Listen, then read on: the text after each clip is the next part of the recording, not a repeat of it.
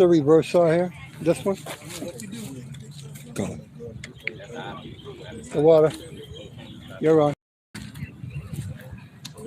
Mm-hmm. All right, Shalom. We are the Hebrew Israelites of the Lions Den camp. We come out every week to prophesy the downfall of this wicked kingdom, also known as America, and the scriptures known as the daughter of Babylon, Great Babylon. All right, but before we do so, we want to give all praise to the Most High and His Son, and the Lashawan Kodash, the tongue, the ancient Hebrew. All right, we'll say call. Halayim. La. Yahweh. Ba'Hashem. Yahweh Shai. Ba'Hashem. Ha. Rakah. Kodash.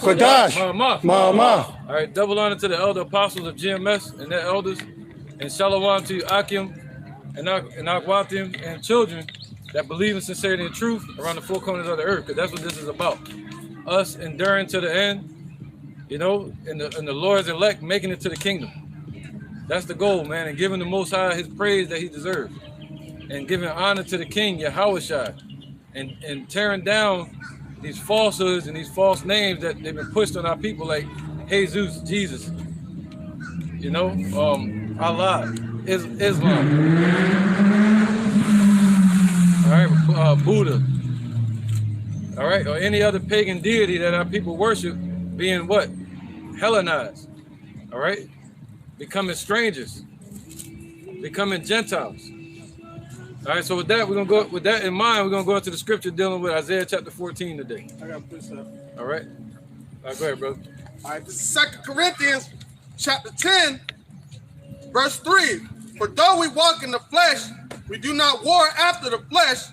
For the weapons of our warfare are not carnal, but mighty through Yahweh to the pulling down of strongholds, casting down imaginations and every high thing that exalted itself against the knowledge of Yahweh, and bringing into captivity every thought to the obedience of Yahweh Shai. Right, we're here to cast down the names Jebus. We're here to cast down all these false names. We're here to cast down any idolatry or demonic worship. You got people out here running around with horns on their head in the what is it, springtime? Yeah. In the middle of spring, right? So it shows you the mindset that our people are in, man. All right, so they sleep. So with that in mind, I don't want to get to the topic, but that's our weapons, our warfare. We're sent here for a purpose to tear down all the lies that's been spewed on our people, calling us black, calling us African, when we're really God's chosen people, Israelites. All right, and the Caucasian race, they're the Edomites that the Bible speak of. Okay? So now let's get into it, man. Let's get Isaiah chapter 14 and 1. Isaiah chapter 14 and verse 1. Right, and this is around 711 BC. For the Lord will have mercy on Jacob and will yet choose Israel and set them in their own land. Right, so the Lord is going to have mercy on us, man. All right, and the Lord meaning who? Yahweh. He's going to have mercy on Jacob. Why? Because the Lord's judgment is going to be a judgment on the whole world. All right, somebody get that, the temptation, the hour of temptation. Yep. And I was gonna say 2nd Ezra chapter 9, but I don't think I said it. Yep. Somebody got it? This is Revelation chapter 3 and verse 10. Because thou hast kept the word of my patience, I also will keep thee from the hour of temptation, which shall come upon all the world to try them that dwell upon the earth. See that? So the Lord is angry, man. The Lord is angry with the wicked every day. He has counted us all under sin. So that means we should be destroyed too. All right, so we should be humble and thankful that the Lord had grace upon us and promising mercy upon those He had grace upon, man, which is the hopeful elect. So the Lord said He will have mercy on Jacob. That's His goal. He will do it. All right, and He will yet choose Israel. That's what you just read, right, brother? So how is He going to choose Israel? Let's get some precepts on that. Look at Psalms 135 and 4. So out of all the nations the Lord created on this earth, the Lord is about to choose Israel. See, Esau want to be chosen. Moving in that spirit of Cain. But just like vocab in them, they want to be chosen. But the Lord said, no, He's going to choose Israel. Go ahead. This is Psalms 135 and 4. For the Lord has chosen Jacob unto himself and Israel for his peculiar treasure. Oh, there you go. So that's his peculiar treasure. That's the tribe, the nation that the Lord is going to choose on this earth, man. To be close to him for himself. All right? You got something to say? This is Sirach, chapter 47, verse 22. It says, but the Lord Yahweh Bashem Yahushua will never leave off his mercy, neither shall any of his works perish, neither will he abolish the posterity of his elect, and the seed of him that loveth him he will not take away. Wherefore he gave a remnant unto Jacob, and out of him a root unto David. Right, so that's mercy, man. All right? That's the mercy that the Lord is talking about. That was promised from the time of Abraham. To Isaac, to Jacob. All right? Yeah, somebody grab Isaiah 41 and 8. Go ahead. This is 1 Peter chapter 2, verse 10. Which in time past were not a people, but are now the people of Yahweh, which had not obtained mercy, but now have obtained mercy. There you go, man. All right, so now through Yahweh Shai, we've obtained to that mercy. All right? We're a people now, right? And by our own will, we couldn't do it. Keeping the laws, we couldn't do that perfectly. But through Yahweh Shai, we've obtained to that mercy. All right? Yeah, go ahead.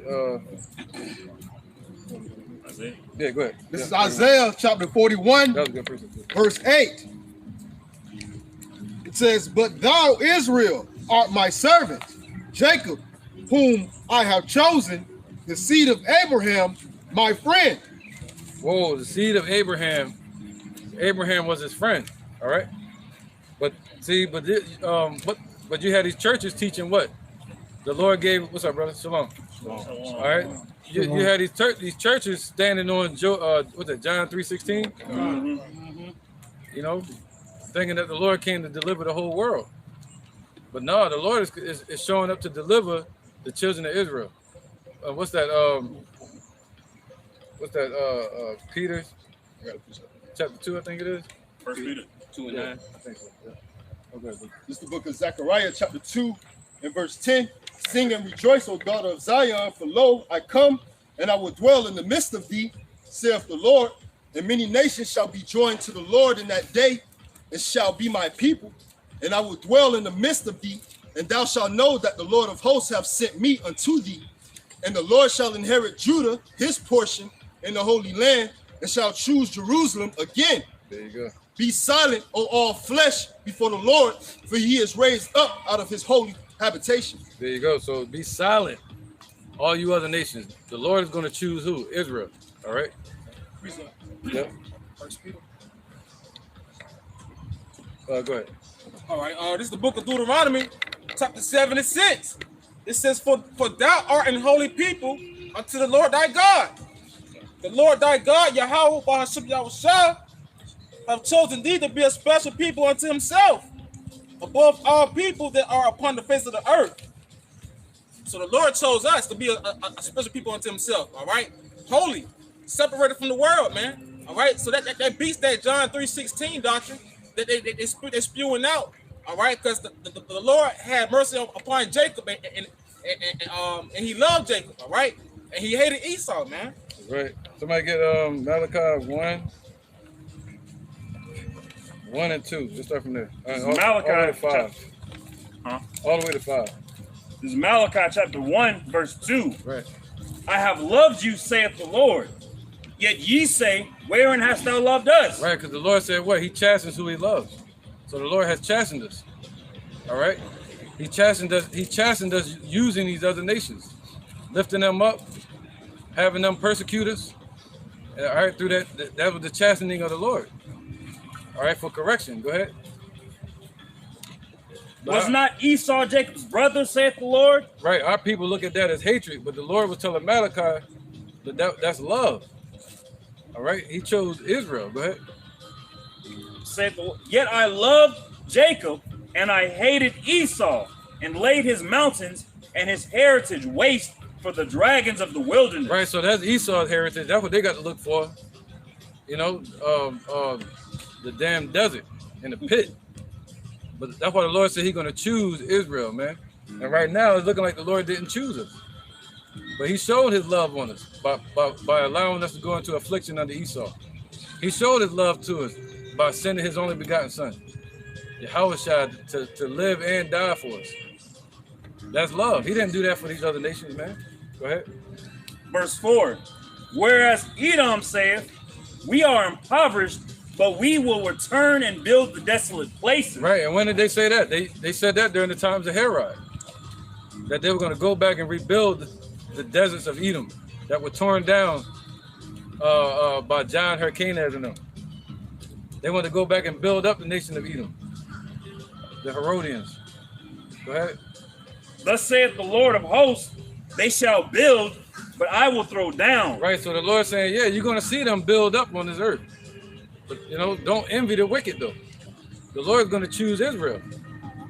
All right? You're going to see them build up all over the world, the Roman Empire, the American Empire, the NATO, France, all these other countries. The Lord said they're going to build up, but he's setting it up just so he can knock it down.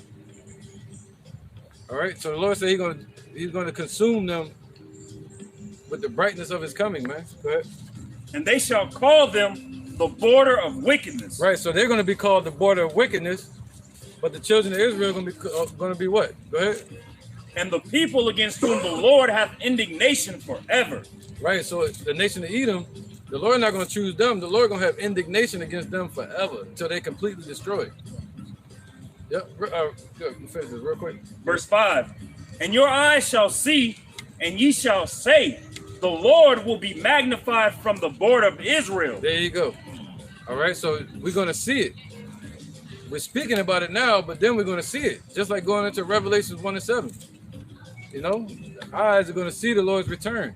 And then you're going to see the Lord, Yahushua, being magnified, meaning his nation, his kingdom, increasing from the borders of Israel. Righteousness is going to increase on this earth from the borders of Israel. Not from no other nation, not Edom, not from America. All right, go ahead, brother. This is Romans. So that's what it means when the Lord said he's going to yet choose Israel out of all these nations. Somebody grab 2nd Ezra 9 to 22. That's why a lot of these churches, a lot of the people in the church, they only stick to the New Testament because it doesn't say Israel. It doesn't say Israel explicitly a lot, but if you read into it, it's talking about Israel. Right. Yeah. Even going to Revelation. Yep. Yeah, they don't touch Revelation. This is Romans. It. This is Romans chapter 9, verse 13. It says, as it is written, Jacob have I loved, but Esau have I hated. So it's written of Yahushua that he loves Jacob and will yet choose Jacob, and he has hated Esau. So like he don't love these Edomites. He loved these Israelites, but right now 2/3 of our people are in a hated state by the Heavenly Father, but there will be not a total end made to the children of Israel. But according to the scriptures, the Heavenly Father loves Jacob and he hates Esau. Right. Yep. It's not the beginning of it, it's about the ending of a thing. And it's about the heritage. And the Lord said he laid their mountains waste. And from our mountains, Yahushua is going to be declared and grow from there. So that's what the Lord said. He's choosing to be with us. All right, let's get more free stuff. Yeah, good. And then 2nd Ezra 9 and 21. All right, this is Matthew chapter 15 and 24. But he answered and said, I am not sent, but unto the lost sheep of the house of Israel. Right, and who is that? That's not talking about all Israel. That's talking about the elect of Israel that was looking for the Lord according to prophecy. They were walking around as sheep having no shepherd. All right? They were looking for the Lord to show up according to prophecy, and they would believe in the teachings of John the Baptist. You know, so the Lord called them his lost sheep that he was sent to find. Not sent to find 2/3 of Israel. Nope. Go ahead, brother. Whoever got the next precept. This is Proverbs 13 and verse 24. Right. He wasn't sent to deal with any other nation. He was sent to deal with the elect of Israel. He that spareth his rod hateth his son, but he that loveth him chasteneth him betimes. That's right. So the Lord showed his love. You know, if you hate your son, you're going to let them run wild so they can be destroyed. But the Lord said what? He was going to chasten us and correct us the same way you would do a tree when you trim the hedges, you know, so it doesn't grow too big. You know, you keep it to a certain size, man, so it can grow better. Corn, you said in one of your lessons, you said we're all every human is God's creation. We're all His creations, right. But we're His people. Right. And just like in when we talk about your family back home, it's like, no, I'm about to go spend some time with my people. Like, and everyone knows instinctively that's your family. That's your nuclear family. Right. So we're the nuclear family of Yahweh Hashem Yahushua. Right, man. And Yahweh gave us a gardener to till the ground, to tend to us, to feed us the proper provender. You know. Other than that, he said he got fire for the woods. You know, that's why you have natural fires that burn all over the fucking world. You know, keeping things to a minimum. If not, the trees will overtake the water. So the Lord got that in place, man. But he said, wait, he gave us a gardener to tend to us and keep us trimmed so that people can dwell there. Who? The spirit of truth can dwell there. All right? The comforter. Any more precept? Precept. Oh, they're running. Good. We can get the second Ezra 9:21. Oh, the one. Good. This is John chapter 4 and verse 22. Ye worship, ye know not what. We know we worship, for salvation is of the Jews. Right, man. That's right. So if we're looking for salvation on this earth, the Lord said he chose Israel. So that's what salvation is coming for. All right? For the nation of Israel. All right? So you want to speak on it? God. Anybody who's of these heathen nations falling behind these worldly doctrines, they don't know what they're talking about. And that's Yahweh Shah speaking right here. Ye worship, you know not what. If you out here hailing Zeus, banging your head against the cobblestone, or whatever the case may be, you don't know what you out here doing. And the Lord blinded you to him, and that's why you're participating in all this worldly folly. And you know what I'm saying? The Lord got indignation waiting on you, because you know what I'm saying? Like, even our people, they have a zeal of God, just not according to knowledge. They don't know what they're worshiping, because they don't have that eyes to see, ears to hear. They didn't take that spiritual circumcision, so they still of this world, and they're going to get that judgment that the Lord has coming to this world. All right. All right. All right, it's the book of Psalms, chapter 147, verse 19. It says, he showeth his word unto Jacob, his statutes and his judgments unto Israel. Oh, yeah. Yeah. He showed what? It says, he showeth his word unto Jacob, his statutes and his judgments unto Israel. Right. And he knew that was going to lead us to salvation. That's why he showed it to us, you know? All right. Go ahead. He showed us the way to the tree of life. It says, he have not dealt so with any nation, right? And for his judgments, they have not known them. Praise ye the Lord. Yeah, so just like Apostle Hart always say, he's not dealing with these other nations. The Spirit got to be dealing with you. And the Spirit right now is dealing with the children of Israel, but specifically is dealing with the elect of Israel. All right, so they can be saved. And by saving the elect, the Lord is saving all Israel to bring them back through these through the first fruits that bear the seeds and then grow more fruit. But not apples going to grow oranges. Apple's going to grow more apple trees. Not heathenistic trees, you know, from heathendom, the world of the heathen. This is Jeremiah chapter 2. It's all about Israel. In verse 19, thy own wickedness shall correct thee, and thy backslidings shall reprove thee. Right. Know therefore and see that it is an evil thing and bitter that thou hast forsaken the Lord thy power, Yahweh Ba'ashem Yahushai, and that my fear is not in thee, saith the Lord Yahweh of hosts. Right. Any point you want to make on it? Just like the elder and the brothers is saying, man, we were chastised ultimately for our hardships and the curses that we are put up under to correct us, for us to ultimately be vexed, be heavy laden, to return back to the Heavenly Father. Right, that's right. Yeah, he put a boundary around it. Only elect is gonna have the mindset to do that. Yeah, that's like that shot collar. That was the laws, you know. And now the Lord gave it the spirit of truth as a shot collar to keep it from going outside the boundaries, man. And he said when our people knew the Lord, they didn't glorify him as the Lord. You see that? Instead, they made him like unto abominable creatures and animals. So because of that, we were chastened, man. All right? And through that chastening, the Lord is showing us love and perfecting us and making us better. All right, that's the Lord choosing Israel. And then the brother got a question too. Go ahead. Oh, sorry. All right. This is the book of 2nd Ezra, chapter 6, Uh, verse. To my Jacob and Esau. Esau, the end of the spittle, world. like unto spittle, Oh. given to their hands.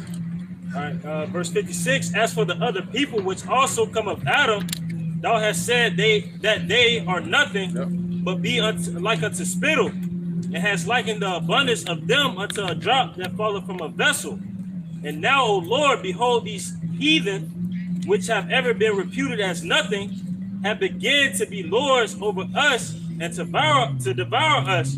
But we thy people, whom thou hast called thy firstborn, thy only begotten, and thy fervent lover, are given into their hands. Right. So that's the same thing the Lord was saying to Malachi. So they had a misunderstanding. They was like, why? Ezra was wondering, why was our people in this condition? Malachi was wondering the same thing, and Jonah. Why was our people in this condition? All right. And the Lord was saying, no, I'm going to yet choose Israel. You're going to see them build up. You're going to see them become rich. You're going to see Caesar have his money. You're going to see them persecuting our people, depopulation, getting to their new world order, almost to the point where they're about to fill their belly. And the Lord is going to destroy them. He's going to choose Israel. And we're going to see that. And all the things that they're building up is going to be those memorials that they're building up is going to be a witness against them when the Lord shows up. Right. Red-handed. Red-handed, literally. One more verse. Go ahead. If the world now be made for our sakes, why do we not possess an inheritance with the world? How long shall this endure? There you go. And that's the question. But we know the answer. You know, it's going to endure until what?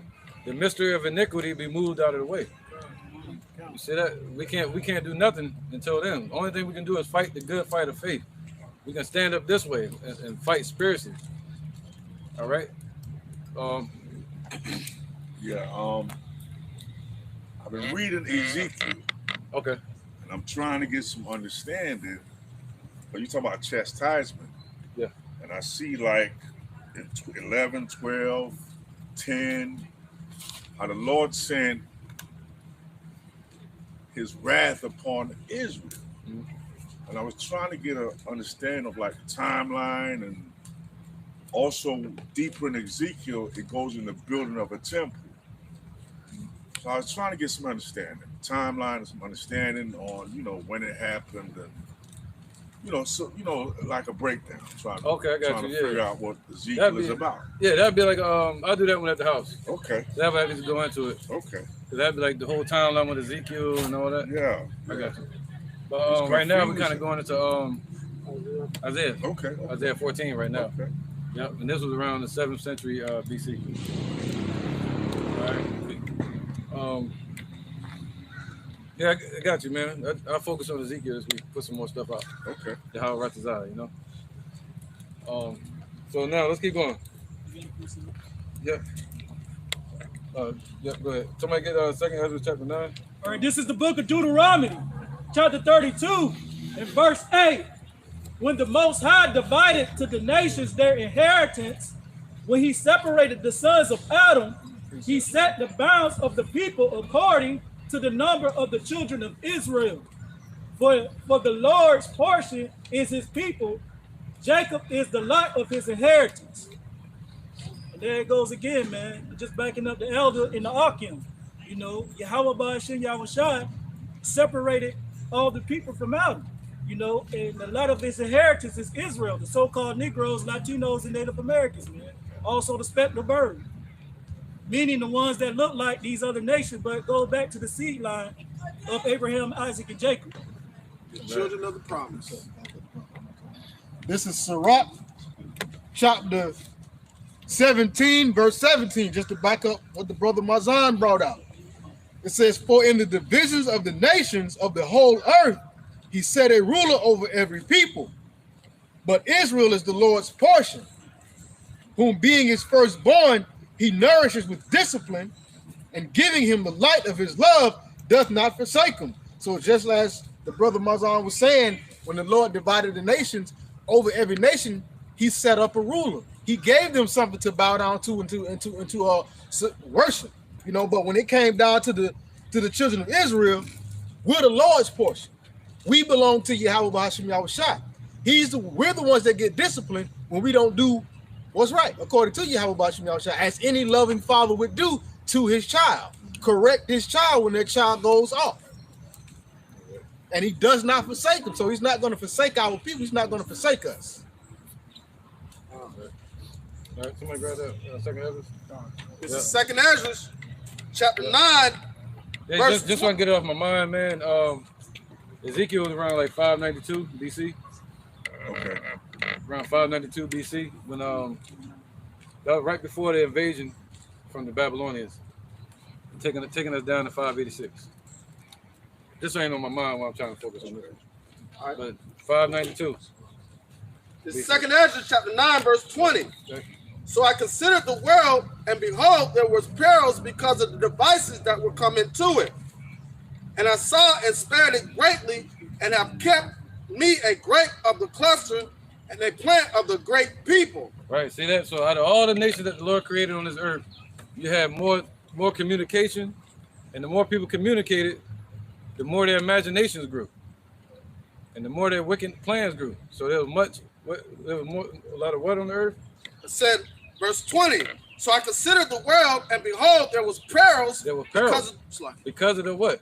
Because of the devices that would come into it. See, and devices goes into imaginations. All right, so because of the thoughts of man, and before the Lord put men on the earth, it was nothing but quietness on the earth, man. But when he put man on the earth, like damn robots, they start communicating, coming up with ideas to build shit. Precept. Right? Keep going, brother. All right. Verse 22. Let the multitude perish then, which was born in vain, and let my grape be kept and my plant, for with great labor have I made it perfect. See that? So the Lord chose one grape with a cluster, man. So the Lord chose the nation of Israel, and out of that, he chose one plant, you know, to deal with. And that grape that he chose is the elect of Israel. All right, so yep, that goes into the Lord saying he's going to yet choose Israel. That's what we're focusing on right now. People have it ingrained in their mind so much that the Lord loves everybody, because they feel like if you create something, why would you create something that you don't love? And they try to think about it from a carnal point of view rather than the spiritual, rather than the author. He created this to do what he wants. That's really plain and simple. Made some to honor and some to dishonor. Then like you said, why did he make all these other nations? You can't be the top dog if you the only dog in the yard. You gotta have somebody up under you to be holy and separate. You can't be separate. You the only person in the yard. You just all alone. So that what makes us stand out. These other nations. You have to have light and darkness to have light. So you know what I'm saying? That would be a false balance if everybody was out here. You know what I'm saying? That's an abomination to the Lord. There wasn't no light if there wasn't no dark. Gone. I get you. That was a good point. This is Sirach 32:10. All men are from the ground, and Adam was created of earth. In much knowledge the Lord hath divided them and made their ways diverse. Some of them hath he blessed and exalted, and some of them hath he sanctified and set near himself. But some of them set near himself. Like, and some of them have he cursed. To set near himself means to be able to have access to the altar. That was the children of Israel. That's the only ones that had access to the altar. And to go into the Holy of Holies, have a high priest that was praying for us. That means to set near himself. It says, and some of them have he cursed and brought low and turned out of the way, out of their place. As the clay is in the potter's hand to fashion it as his pleasure, so man is in the hand of him that made him to render them as liking him best. Good is set against evil, life against death, so is the godly against the sinner, and the sinner against the godly. And so basically, it is what it is. Like the word God comes from the Greek word theos, which that's what you get the word theater from. And this is basically his theater. So he created He wrote the script, right? That's him giving the word, and everything came to conform to his word. And all we have to do, the only thing we can do, is live it out the way he called it out. Like, who can resist his will? So he made them to be wicked. He made these other nations to be diverse, but he made Israel to be close to himself.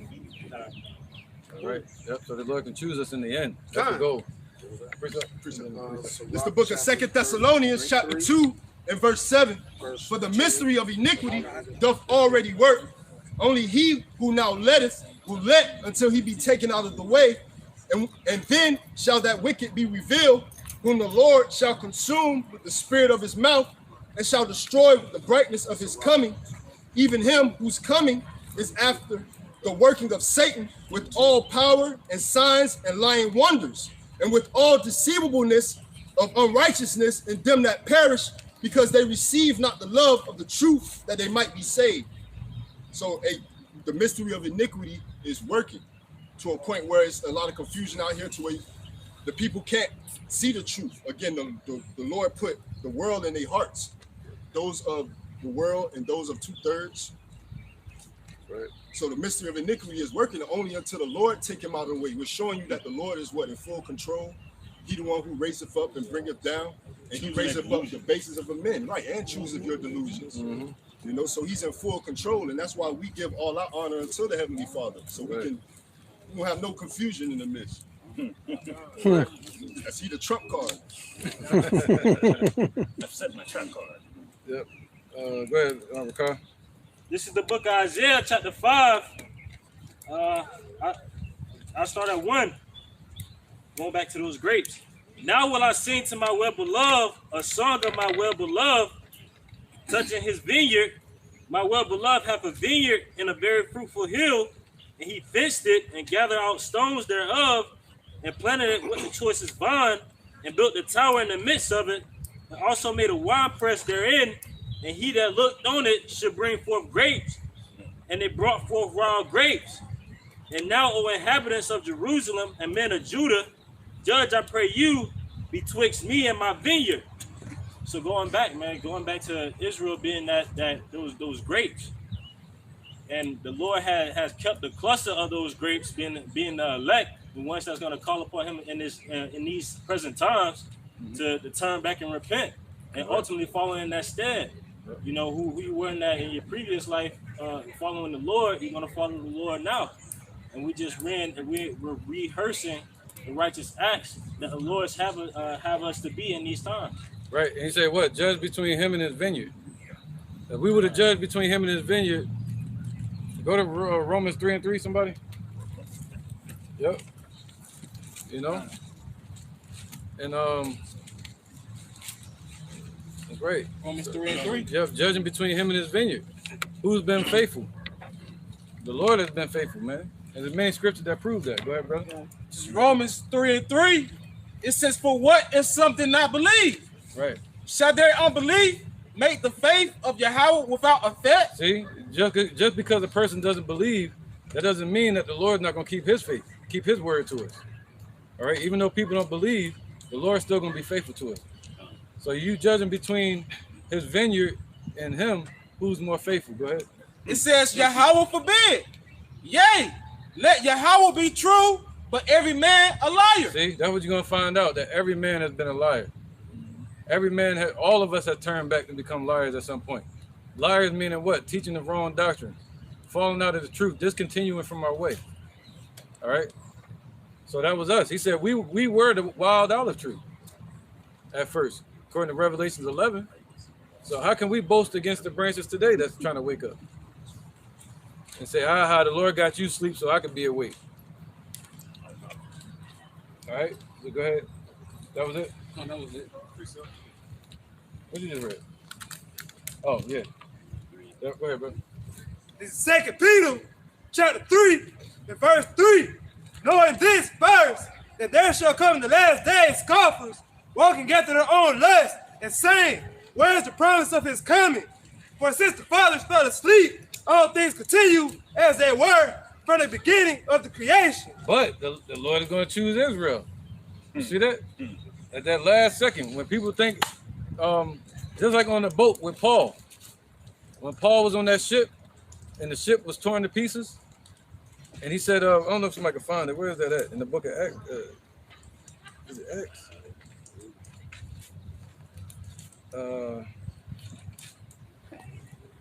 Man, when the ship fell apart. Little thing. Let me see. Yeah, go ahead. I'm gonna find this real quick. Verse 5. For this they are willingly ignorant of that by the word of God the heavens were of old, and the earth standing out of the water, and water in the water, whereby the world that there was being overflowed with water perished. And that goes back into as it was in the day of Noah. They're gonna continue in the folly of this place until the Lord shows that he's still here. He's still that existing no power, the Most High. He's the one calling the shots. And you know what I'm saying? These people they groping around in the darkness, the folly of this world. They just not watching, being sober-minded. You know what I'm saying? They are willingly ignorant of anything to do with the spirit of Yahweh Ba'ashem Yahweh Shai. And they have to get a judgment for that to be cleansed. They're not going to be cleansed with eternal life and salvation. Cleansed with the truth, man. You got nothing but darkness out here. It's the godly against the sinner and the sinner against the godly, which means it's light against darkness. So in the midst of all this darkness, he took, like in the beginning of Genesis, the earth was dark and without void, without form. Just like how society is today, it's nothing but darkness and wickedness being promoted. Folly is set in great dignity. So in the midst of this darkness, what did Paul say? The night is far spent. And we're not the children of the night, we're the children of the day. So when the day star comes arising in your heart, meaning the spirit of the Lord come arising in your mind, you become that light in a dark place. You know, the light at the end of the tunnel that people are searching for. The same ones that were searching for the Lord, waiting on him to be born and show up on the scene, are the same ones searching for that light right now to this day. People love to say everything isn't black and white. There's always a side of things that you have to understand that's in the middle. It's like, no, that whatever that is in the middle, that's lukewarm, and you'll be spewed out of the Lord's mouth. It's always hot, cold, up, down, black and white, light, darkness. It's one or the other, good, bad, wickedness and righteousness. That's all there is. When you boil everything down, when you condense everything down to its lowest basis form, it's wickedness and dark. It's wickedness and light, righteousness. Yeah, that's your yay be nay, yay, and your nay be nay. That's all there is. Like a seesaw, man. Come on. If you have whatever side the seesaw is on, right? If the heavier side is going to teeter to that side, but there is a point in the middle that creates balance. But that balance is having a darkness and a light, and understanding the difference between the two. That's the balance, and that's what the Lord is showing by Him showing up in the middle of darkness, man.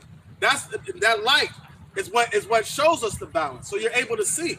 But what Esau wants, he wants to be everybody to be in his state of mind from the beginning, like the serpent. The serpent was always going to eat up the dust of the ground and crawl around on his belly, meaning he was always going to be a state of confusion. Right now, he looks like he's a top dog on the earth because the author of the confusion has a whole world confused. So therefore, you're going to look like the smartest thing ever. Just going back to what Daniel 28, you are Ezekiel 28, you are wiser than Daniel, right? Through that wisdom of confusion, right? Worldly wisdom is confusion, and the Lord is confounding worldly wisdom with the light. Right, yeah, and they think gain is godliness. This is the book of Sirach, chapter 11 and verse 5. Many kings have sit down upon the ground, and one that was never thought of have worn the crown. You know, backing up the statement that the brother Kanak made, you know, all these kings had set themselves up and exalted themselves. Ultimately, it was Yahweh Shem Yahshua that set them up. You see what I'm saying? But they exalt themselves. You see what I'm saying? But one that was never thought of going to wear the crown, being the Israelites going to rule the earth forever. It's all said and done with. Right, and the Lord also said the triumphing of the wicked is short. You know? Matter of fact, can somebody get Acts 17:28 and 27:18, and then Acts 27:18. Yeah, Isaiah 41 again, and start from 8. Start from 9 on there. This is the book of Acts, chapter 27, verse 18. Right, so we got to be in this mindset like Paul was. knowing that the Lord can save us at the last second. And we being exceedingly tossed with a tempest, the next day they lighten the ship. Right. So imagine being out in the ocean or in the water and a hurricane show up, a tempest, right? So that's how bad it's going to be out here when all hell is breaking loose. The Lord said you have to be stoic, you know, meaning stern and trusting in the Lord, unmovable. Same way Hananiah, Mishael, and Azariah was in the oven of the Babylonians. Go ahead, brother. And the third day we cast out with our own hands the tackling of the ship. And when neither sun nor stars in many days appeared, and no small tempest lay on us, all hope that we should be saved was then taken away. See that? So that's what's going to happen with 2/3 out here. They're going to lose all hope. But we read the book of Ephesians, the Lord said we got hope. He didn't give us a spirit of fear, but the spirit of what? Hope. All right? So when all hell break loose and they lose the money and they lose their power right now, which is what? Pursuit of happiness. You know, that pursuit slowing down now. Yeah, freedom to do as thou wilt. The mirth of the land is going to be gone. Right. The Lord said their pomp is going to be brought down, meaning everything that they're magnifying and they're boasting about, all their riches and wealth, all this show that they're putting on is going to be brought down to the grave. And what is that? That's hope deferred. And hope deferred is abomination to Yahweh by Shem Yahushua. So everything that they're hoping in is an abomination. He's going to show them that, man. Their hope is going to be their destruction. Yep. Laugh now, cry later. This is verse 21. But after long abstinence, Paul stood forth in the midst of them and said, Sirs, ye shall have hearkened unto me. Right, so he goes, sir, you should have listened to us. That's what Paul said. Yo, y'all should have came and got the men of the Lord first. Go ahead. And now have loosed from Crete, and to have gained this harm and loss. Right, they should have kept going the direction they were going, but they turned away and they started dumping stuff off the boat. Go ahead. And now I exhort you to be one of good cheer, for there shall be no loss of any man's life among you, but of the ship. But the ship. You're going to lose everything in the society. But the Lord said, what? You cut off your right hand, meaning cut off the people in this world. You know, so you'd rather do that than go into the kingdom maimed, meaning have taken loss. Remember Lot's wife. Remember Lot's wife. That's right. Don't look back. That's beautiful. I'd rather lose the ship than lose my life. That's right. You know, some people are like, yeah, all right. I'm going down with the ship. Some people like, the whole ship? Can I get a little piece of driftwood? Right. My insurance policy gonna kick in. So that's what I'm saying. That shows how the Lord going to choose us at that last minute. You know, that's why he say coming as a thief in the night. And no man knows the hour, man. But we're supposed to watch. We're supposed to look for it. And, you know, and pray that we're of the chosen. He said, then shall it be known who my chosen are. And that's one of the main reasons why the Lord wanted us to have nothing from this place, man. Let patience have its purpose word, so you may be entire, wanting nothing. So imagine what's going to happen. Like, we're used to not having anything in this society. Well, imagine what's going to happen when the whole society, when this society is gone and done away with, this system is crashed. And their hope was in this system, and now they don't have anything.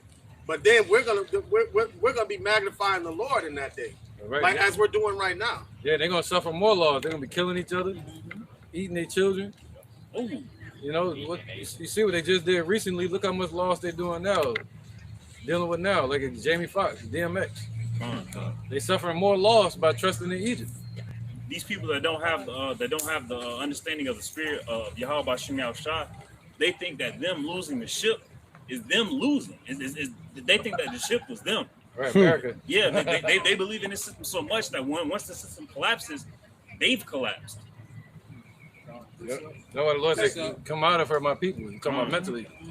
Get your mind out of this place, because when this place falls, their mind is going to fail with it. Done. And there's a saying that says, don't put all your eggs in one basket. You should put all your eggs in one basket, but you should know what basket to put it in. We put all our faith in Yahweh B'Shem Yahushua. So you got some of them, they leaning towards the church in Jebus, and then they're leaning towards their 401k. They don't have a perfect balance because they're stretched thin between every form of hope that they can imagine, right? And so once all their hope starts being canceled out, so is their mind going to go right along with it. Yeah, they trust in their guns. Mm-hmm. You know, you see somebody got like guns like Rambo, you can't shoot all of them at the same time, man. I'm just being real. So man, I add just a remark as far as Quan was saying, people trusting their guns. I seen a post on Facebook where it was a panic room, and the type of guns that were in there, I immediately knew, okay, yeah, that's an Edomite. But this dude had a whole panic room with a vault door, and he had literal just rows and rows and rows of guns. And I'm like, well, what is that going to do when all hell break loose? Yeah, you might be able to use one or two of them against a crowd of people or whatever, but just imagine when those missiles come. Just imagine when Yahweh Shai show up. What are those guns going to do? What are those guns, those swords, those modern day swords going to do when the Lord sends the weapons of his indignation over here? You can shoot missiles out. When Esau sends a radioactive 5G gangster through there and put him up out the building, where his mind can't even function because he in a microwave. God, like, Esau got higher weapons than just a modern day sword, man. Yep. And they got guns, but Esau starve you out. God. He proved that in the Roman Empire. Right. What happens when the Lord gives his men spiritual power? You go to shooting them guns, they do that Neo shit. And also having trusting in the gun, the modern day weapon, it will cause somebody to commit murder in a time of fear. Can you imagine having a gun and the state of mind these people are gonna be in? It's gonna be fire ready aim. They can be shooting at their shadows. Yeah, anything move, they're gonna be shooting everything. Yeah. Psalms chapter 146, and I'm gonna start at verse 5. It says, "Happy is he that hath the God of Jacob, for his help, whose hope is in the Lord his God." All right, hey, just like the brothers were speaking on, man. Hey, when this society collapse, hey, 2/3 of our people in these heathen, they're not gonna know what to do, man. They're gonna run around with that like a chicken with their head cut off. All right, that's why knowledge and wisdom shall be the stability of our time, man. The knowledge and wisdom of the Lord Yahweh B'Shem Yahweh Shai, not the knowledge and wisdom of this world, man. All right. So also that's why the Lord Yahweh B'Shem Yahweh Shai say, "Take heed while he may be found. Seek the Lord while he is near," man. All right. Why? Because his grace period is closing, man. Right. Hey, yep. Go ahead, bro. This is the book of 1 Peter chapter 4 verse 17. "For the time has come that judgment must begin at the house of Yahweh. And if it first begin at us, what shall the end be of them that obey not the gospel of Yahweh B'Shem Yahweh Shai? And if the righteous scarcely be saved, what shall the ungodly and the sinner appear?" Yep. Scarcely meaning the last second. Barely. Scarcely, yeah, barely, man. As soon as the missiles hitting, the elect gonna be taken up into the chariots. What is the terminology of the saying goes? By the skin of your teeth. That close. And the thing about it, the peace of mind that the elect are still gonna have, just like how Paul had on the ship, when the ship about to be shipwrecked. They looking at him like, "Why are you so calm, man? You should be panicking like we panicking." That's the same thing 2/3 of these other nations are gonna be saying. "Why the hell are y'all so calm when this shit just being destroyed?" Knowledge and wisdom shall be the stability of our time. You know, won't waver to and fro. Right. Yeah, losing America is not losing anything at all. It's gain. It's gain. You know, this is hell for us. Freedom. Yep, freedom. That means our chains are being broken. But to other people, that their safety is being broken. Future is done. Yeah, They whole everything they planned for was done. Yeah, music careers, everything. That's why they can kill themselves. They like that kill movie themselves. Django. They like the movie Django when the master died and on the dude. He was over master like no, like and that's the 2/3 of our people. They don't want to see it. They don't want what it is. And what's even more sad is he was sad that the slave master was dead, because what else is he going to do?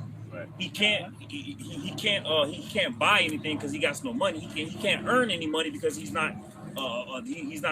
technically not a human, and he can't do anything without that master. But our master, our king, our ruler, he's in heaven. Yeah, can never be touched again. Right, without our power. Come on. When America bites the dust, it's gonna be like Rocky IV. Remember, Apollo Creed had on them American boxing shorts, right? And the whole world gonna be like, "Throw in the towel, throw in the goddamn towel." But the elect are gonna be so like, man, don't get me wrong, it's gonna be a little bit. We're still human, But we're going to rely on the faith that we have in Yahweh Bashim Yahushua. We're going to get, like, we're going to boom, we're going to jump a little bit, but still, we're going to still be immovable. Lord willing, I'm part of that number, man.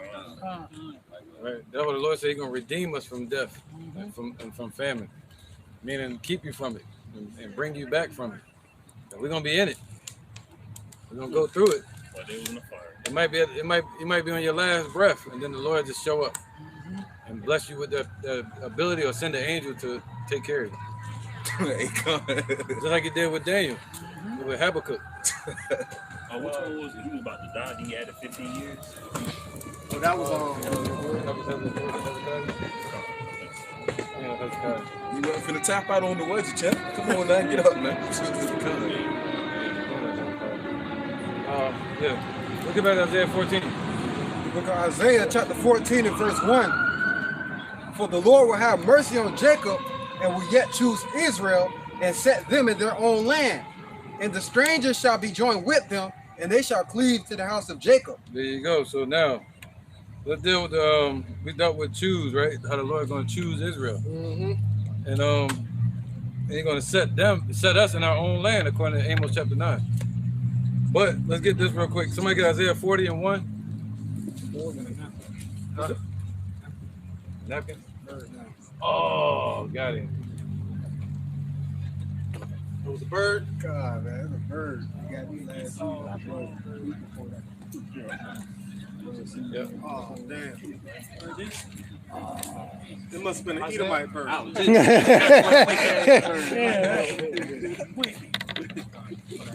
40 and 1. This is the book of Isaiah, chapter 40 and verse 1. Right, all the way to 5. Gone. Comfort ye my people, saith your God. Speak ye comfortably to Jerusalem and cry unto her. Right, so cry unto our people and speak comfortably to them. What is that? Speaking the spirit of truth. That's the comforter, right? Somebody get that? This is the comforter, the spirit, the truth. Right? Go ahead. So he said speak. Our job is to go out and speak the comfort to our people and tell them, yo, the Lord is going to choose Israel, man. You know, Yerushalayim, find the city of peace. Verse 2. Somebody got it? Yeah, I'm trying to find it. All right, this is John, My bad, bro. chapter 14, verse 16. It says, 14. And if you ask anything in my name, I will do it. If you love me, keep my commandments, and I will pray the Father, and he shall give you another comforter, that he may abide with you forever, even the spirit of truth, whom the world could not receive, because it seeth him not, neither knoweth him, but ye know him, for he dwelleth within you, and he shall be in you. It's blinking it now. So basically, that's the spirit of truth, the spirit of discernment, of understanding the word of Yahweh Shai that's going to dwell in us, and that's what's going to keep us comforted. That's why it says, comfort ye one another with these words, man. And the discernment of the Holy Spirit that's within you is going to give you ultimate discernment of what these words, of the context of these words and what it really means. And that's what's comforting to us. Yeah, it's comforting. It's comforting knowing that the Lord is going to choose Israel. You know, that's the comfort. Oh, you need something out? One more verse. One more verse. Yeah. Go ahead, bro. It says 18. It says verse 18. I will not leave you comfortless. I will come to you. God. How is the Lord going to come to these people? Through us, through the men of the Lord. And we're going to be speaking comfort to our people, breathing on our people. The same way the Lord breathed on his disciples. That same breath is being passed from us to the people that listen today. Injection. Yep. This is the book of St. John. This is the book of St. John, chapter 16 and verse 7. Because even John, all right, John the Baptist, he put himself aside and basically inaugurated Yahweh Shai from the physical baptism to the spiritual baptism. This John 16 and 7, nevertheless, I tell you the truth, it is expedient for you that I go away. For if I go not away, the Comforter will not come unto you. But if I depart, I will send him unto you. And when he is come, he will reprove the world of sin and of righteousness and of judgment. And that comforter, like Yahweh Shai was the comforter when he was on the scene. So when he was crucified, right? We smite the sheep and smite the shepherd, and the sheep shall scatter, right? So now, us being scattered throughout the four corners of the earth, the Father sent that spirit of Yahweh Shai to be placed upon his elect. The same spirit that was hovering over him as a dove after he was baptized by John the Baptist is the same spirit that's going to be within us, comforting the elect of Israel. Man. And that was Yahweh Shai basically speaking on. That was Yahweh Shai. Done. Yep. The spirit that was over him, that was the tongue. Done. Yep. But the spirit of truth is something different. The spirit of truth is just that. It's the spirit of truth. Done. That's right. I got precept. Yeah, you got some. Oh no, you still reading. Isaiah 14. Yeah, let's get these real quick. Whoever got one. Go ahead, bro. This is Matthew 22:9. Go ye there unto the highways, and as many as ye shall find, bid to the marriage. And that's what we do. We bid our people to the marriage. We give them, spread the good news. You know what I'm saying? Call our people back into repentance. So-called Negroes, Latinos, and Native Americans. We call them back into repentance. Call them back to our power. Right. Form of Voltron, man. Right. Precept? This is John chapter 14, verse 27. Peace I leave with you. My peace I give unto you. Yahweh Shai speaking. Not as the world giveth, give I unto you. Let not your heart be troubled, neither let it be afraid. So we're not getting peace from this world like a carnal fleshly peace. Like we go home, get off work, and we just watching TV, just letting our mind be corrupted by those messages that they put on TV and shit like that. We get peace from the spirit of Yahweh Shai. All right, we get peace from reading the scriptures. All right, we get peace from knowing that there's other Akim and Aquatim and children that's believing on the name of Yahweh Bahashem Yahweh Shai. That's our peace. We want a spiritual peace.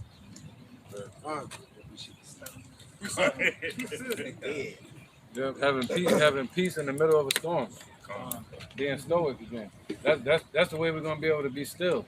Having a cool wind in the oven. Yeah, being able to be still in the spirit and unmovable. Sound mind. Yep.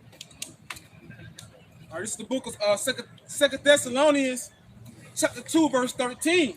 It says, "But we are bound to give thanks always to Yahweh for you, brethren, beloved of the Lord, because Yahweh hath from the beginning chosen you to salvation through sanctification of the Spirit and belief of the truth." Right. So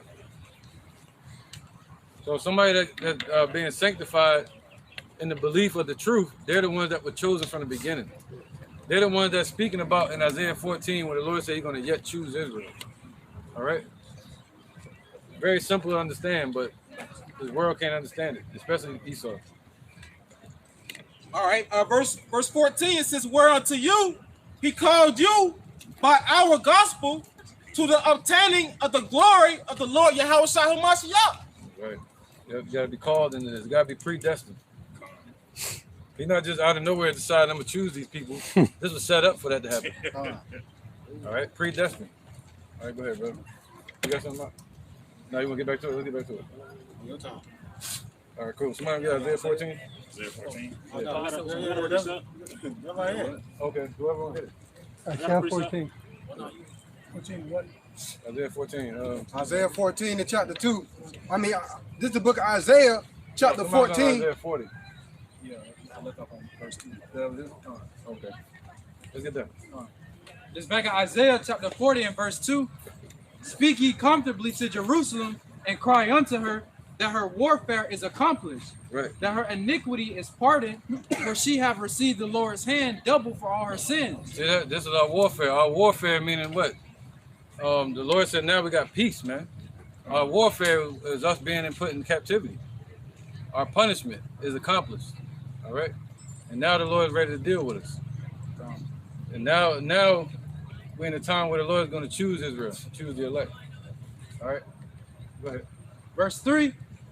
"The voice of him that crieth in the wilderness, prepare ye the way of the Lord, make straight in the desert a highway for our God." That's talking about John. Just like the brother Nathaniel was talking about. That's John the Baptist. So that was prophesied in the book of Malachi for the Lord to send John. All right. Also, who you call Elijah to make way for the Lord, Yahushua. All right, before the great and dreadful day. Go ahead, brother. Every valley shall be exalted, and every mountain and hill shall be made low, and the crooked shall be made straight, and the rough places plain. There you go, man. Yep. All right, so that was it. Verse 5 right here. Oh, yeah. Okay. And the glory of the Lord shall be revealed, and all flesh shall see it together, for the mouth of the Lord hath spoken. There you go, man. All flesh shall see it together. All right. See what? The deliverance of Israel, according to Wisdom of Solomon, chapter 5. You know, all flesh shall see it together, meaning the elect and also the wicked gonna see it. They're gonna be here on the day of judgment, according to Revelations 1:7. All eyes shall see him. What you got? Reset. No, not yet. The water too. Amos 9:8. Go ahead.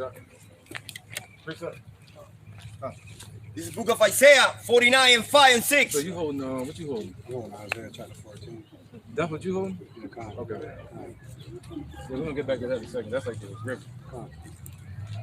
And now say the Lord that formed me from the womb to be his servant, to bring Jacob again to him. Thou Israel be not gathered. Yet should I be glorious in the eye of the Lord Yahweh B'Hashem Yahushai. Should be my strength. And he say, it is a light thing that thou shouldest be my servant, to raise up the tribe of Jacob and to restore the preserved of Israel. I will also give thee for a light to the Gentile, that thou mayest be my salvation into the end of the earth. That's right. Yep. So we became a light to the rest of the Gentiles. That goes again with Isaiah chapter 14. All right. First the Lord lights your candle, and then you put that candle out in the open so that you have light in the house. And then the rest of the elect can see that light. All right. And then we're going to be a light to the rest of these nations in the kingdom. They got to come to us for the answers. You see that? So they got to come to us to be righteous, so they can stop getting their ass whooped. Same as the women, man. They're going to have to come unto the true men of the Lord, all right, according to Isaiah 4:1, and have their reproach taken away. That's right. The world ain't choosing you, so what? Your woman ain't choosing you, so what? Your job ain't choosing you, so what, man? It's all the matrix. Your child ain't choosing you, choosing the mother instead when it came from your testicles. So what? Your parents ain't choosing you, so what? You black sheep of the family now because you in the truth? Well, the Lord said he's going to choose you. He said, when your mother and father forsaken you, the Lord shall take you in. So the Lord has chosen you, and he's going to choose you.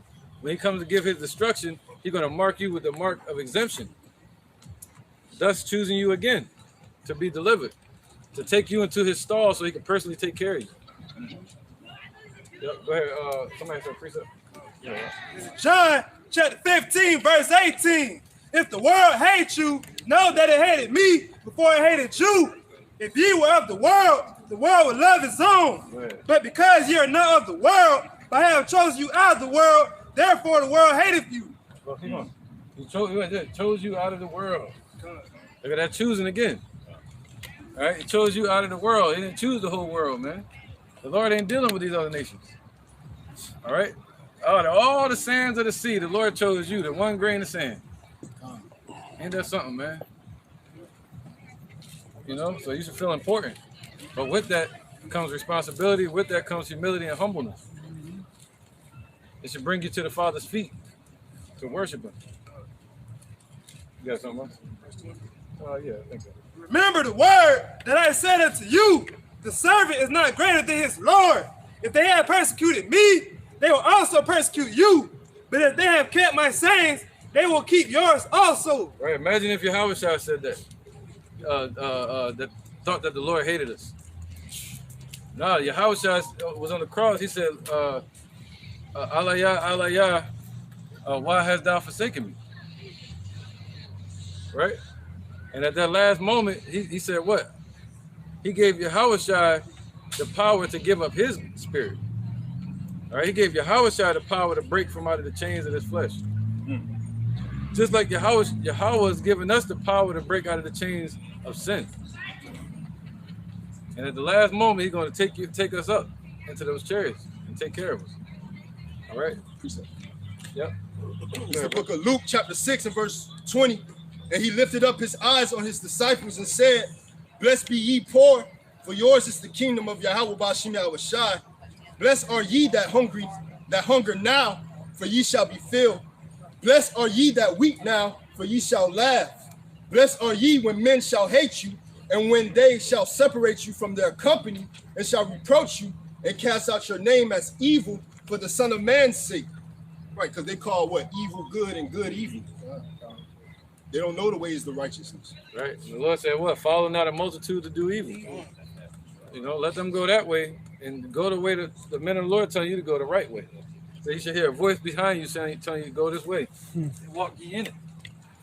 You know, and know how to walk. You know how you should walk through this life. And how you should be in all your conversations, meaning all your actions in life. Knowing that the Lord is preparing to choose you. Many are called, that the calling has happened. You've been called to the in through the door, and now you're being chosen to sit at the table. And that's what we're hoping for. All right?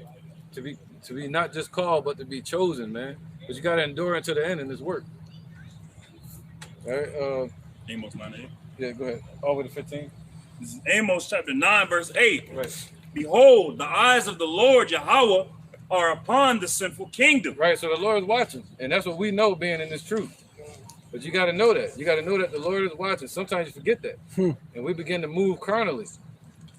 You know, but the Lord is watching, man. He's watching everything. And even when the enemy is whispering their plans against us, the Lord is listening to their plans. The Lord created them and created their plans. You know, so surely the Lord can stop them from doing what they're doing. All right, go ahead. And I will destroy it from off the face of the earth. There you go. So the Lord said he's going to destroy their kingdom from off the face of this earth, man. All right, all that the Greeks and Roman Edomites have built up is going to be destroyed off the face of this earth. Ain't that something? No, like that. That's why I was trying to hold it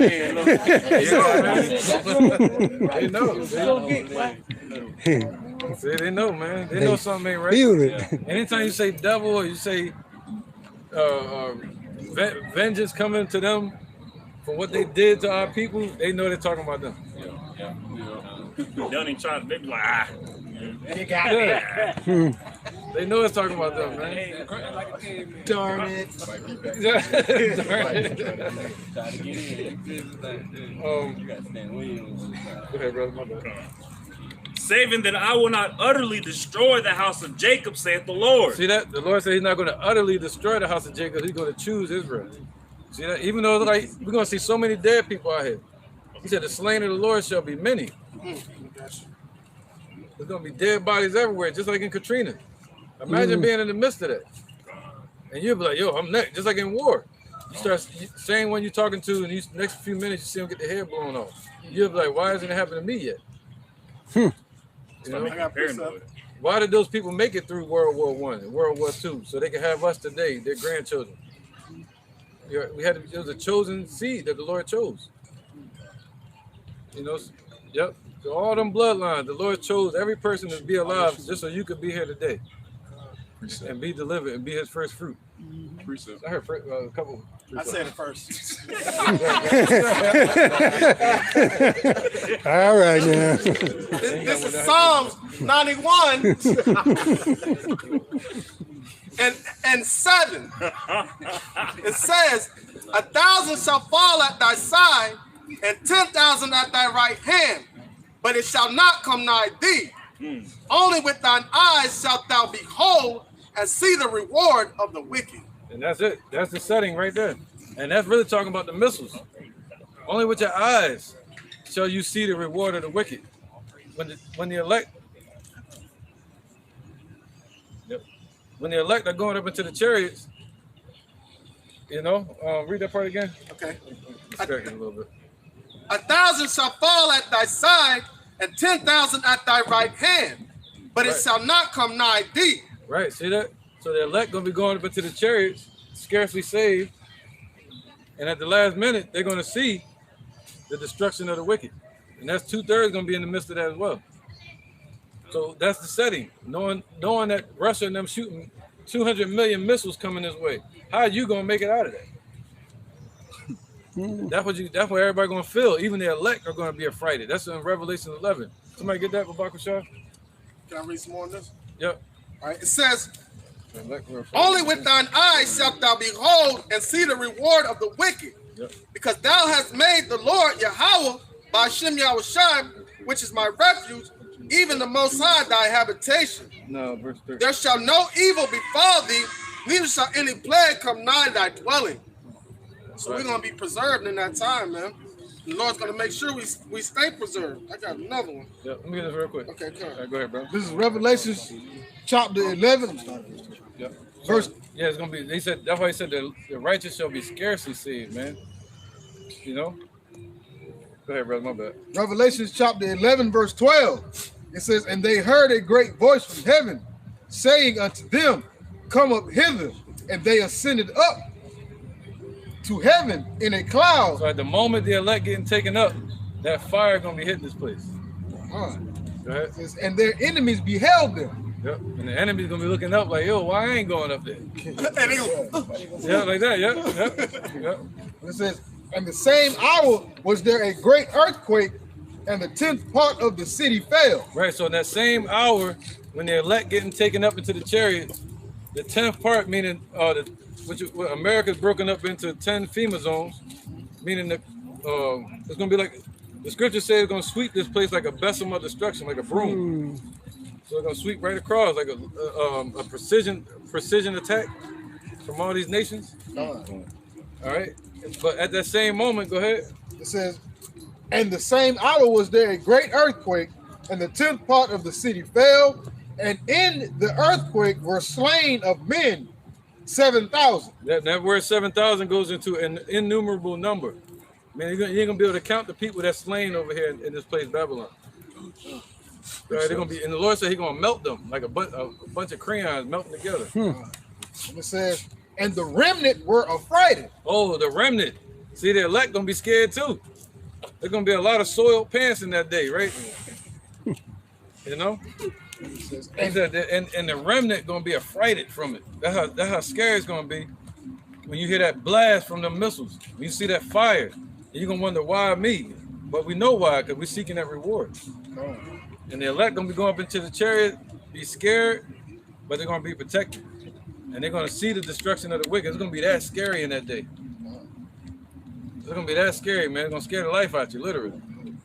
And it says, and in the earthquake were slain of men 7,000, and the remnant were affrighted and gave glory to the God of heaven. There you go. We're gonna give glory. That glory gonna overpower our fear in that day. We're gonna realize, according to Psalms, I think it is, the rest. But down here, they're gonna see what?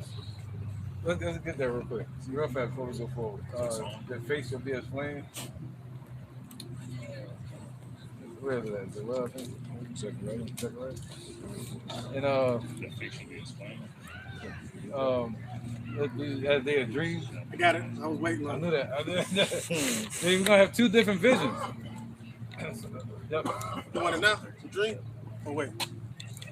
Let's get this one first. It's gonna be two different views. One view from up there, and there's gonna be another view at ground level. This is what they're gonna see on the earth, where He said, "Only with thy eyes shall you see the destruction of the wicked." That means when you go up into the chariots, you ain't gonna feel it, but you're gonna see it. He said, "Not a hair on your head shall not be singed." Just like Hananiah, Mishael, and Azariah in the oven of the Babylonians. No fire touched them. They didn't even have a smell of smoke on them. So when the elect get into the chariots, you're gonna be actually clean and polished and glowing. Hey. New garments, new clothing. You're gonna be like this here. Come out of the fire untouched. Yeah. All right, go ahead. Somebody got it? Flames? Isaiah 13:8. Come on. This is Isaiah chapter 13, verse 8. And they shall be afraid Pangs and sorrows shall take hold of them. Oh, it's gonna take hold of them just like death. Something that they can't escape. It's gonna take hold of them just like the curses. All right, the Lord gonna make sure it gets them. He said, blood gonna pursue them. Go ahead. They shall be in pain as a woman that travaileth. So a woman that's having a baby, they're gonna be crying out like that. Grown men screaming, warriors, police, military, everybody, church folks, gangsters, Debo. Yeah, all of them. They're gonna be crying out like woman that's having a baby, and that's painful, man. That's called weeping, like a wailing woman. Go ahead, brother. There's gonna be so much death. They're gonna lose their family members and the pain and seeing each other's destruction. The Lord gonna leave them in it alive. Go ahead. They shall be amazed one at another. Their faces shall be as flames. They're gonna be amazed because there ain't gonna be no mirrors. They're gonna become the reflection of each other, and they're gonna see the flames on another person, and they're gonna say, "Damn, I'm here too." They get burned up, looking at each other, poof, just like a spontaneous combustion, burning up. They come from them nuclear ICBM missiles, man. So that's one view. My bad, I need to get this real quick. That was it, right? Yeah. All right, go ahead, real quick. Now, this is the other view from when the Lord said, only with thy eyes shall you see the destruction of the wicked.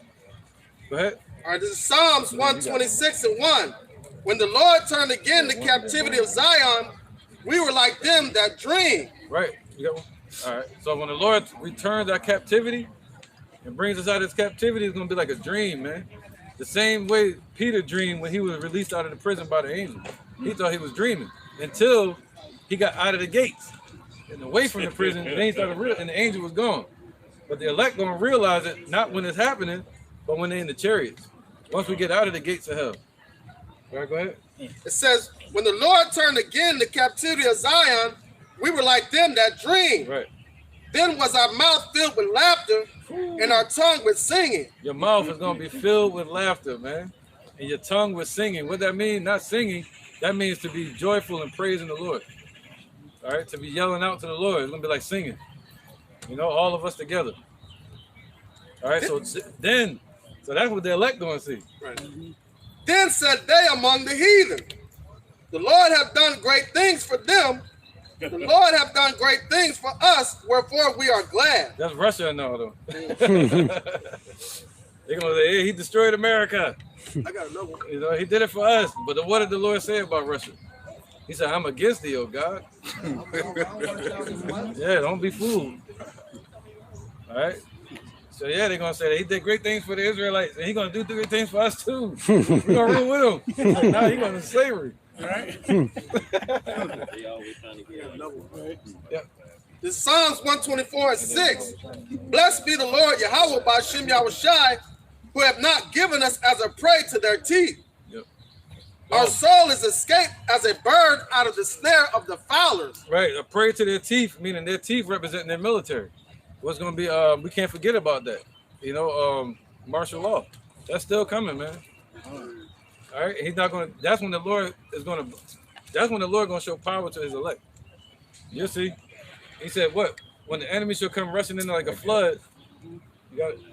This is Isaiah 59:19. It says, so shall they fear the name of the Lord Yahweh Ba'ashem Yahushua from the west, and his glory from the rising of the sun. When the enemy shall come in like a flood, the spirit of the Lord Yahweh Ba'ashem Yahushua shall lift up a standard against him. Yep, there you go. All right, and that standard going to say, hey, don't touch my elect. All right, the Negroes, Latinos, and Native Americans, don't touch them. All right, get your red hands off them. That's what they're going to say. All right, Psalms 24:7. Our soul is escaped as a bird out of the snare of the fowler. The snare is broken, and we are escaped. Ooh, so at that last minute, the snare that Esau has been setting, their trap, their pump that they've been boasting about, all their plans and their mechanism that they're bringing, all their hopes and dreams, their desires that they're setting as hell against us, man. The Lord said what? It says, you know, we're going to be delivered. As a bird, meaning the speckled bird, meaning it ain't gonna matter about your color. It doesn't matter if you're of the elect of Israel.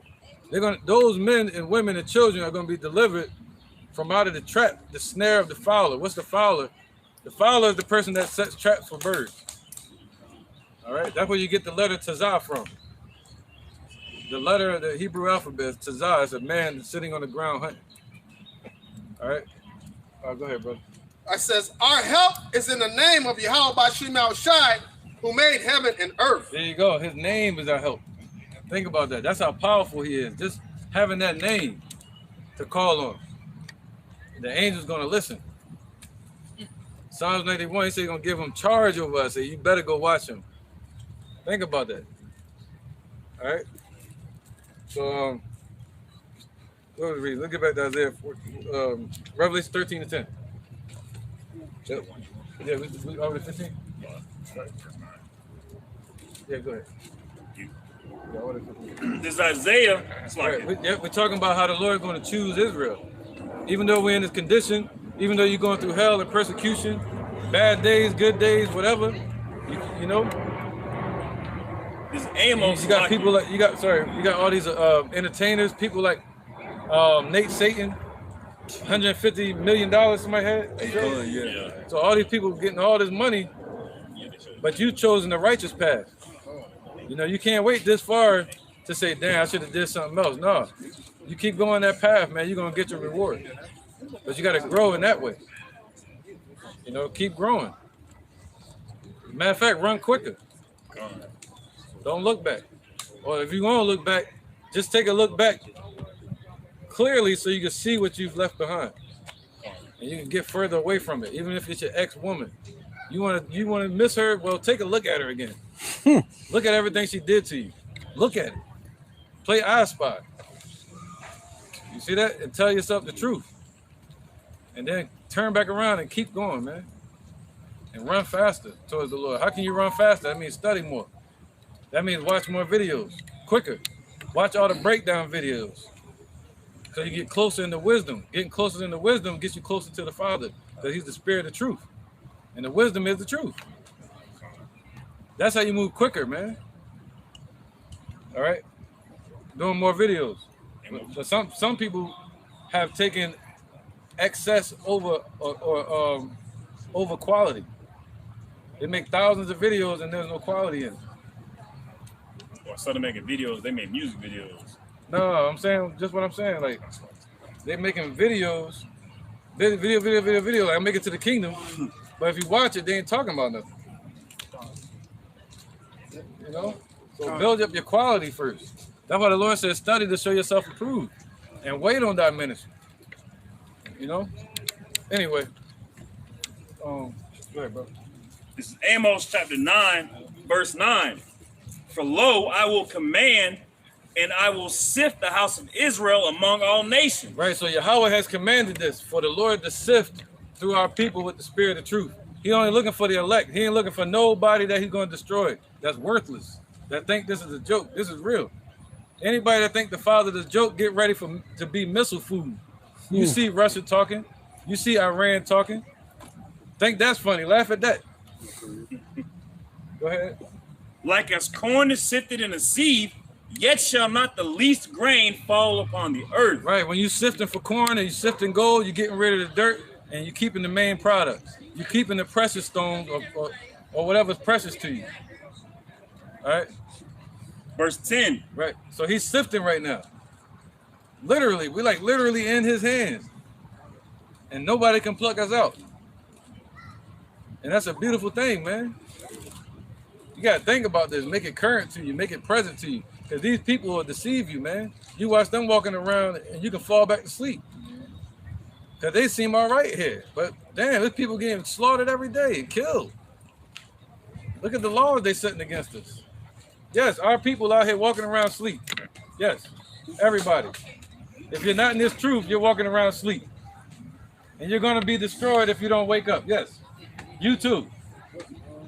Look, man, people act like we can't talk to them. I give a damn what y'all think. Guilt hit her. That guilt hit her. That's why she turned around. Yeah, that's guilt, man. Yeah. That's guilt. It ain't hatred. That's guilt right there. It ain't got nothing to do with me. Insecurity. Giving you that option to turn around and hear the word of the Lord. You keep walking. Right, they give you the evil eye, but what the Lord say about that? Somebody get that? We said their looks. You're not afraid of them looks? Yeah. Yep. I need to get some real quick. He made our eyes mixed on. I'm trying to keep the spirit. Don't stay with the spirit. Right back there. What's it?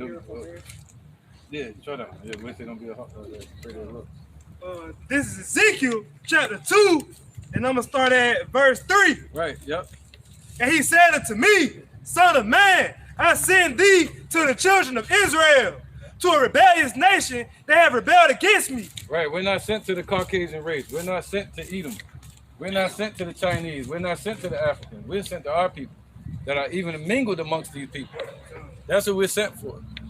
All right. We're not sent for the so-called, what do you call them? Arabs and all them. I said Africans already. Go ahead.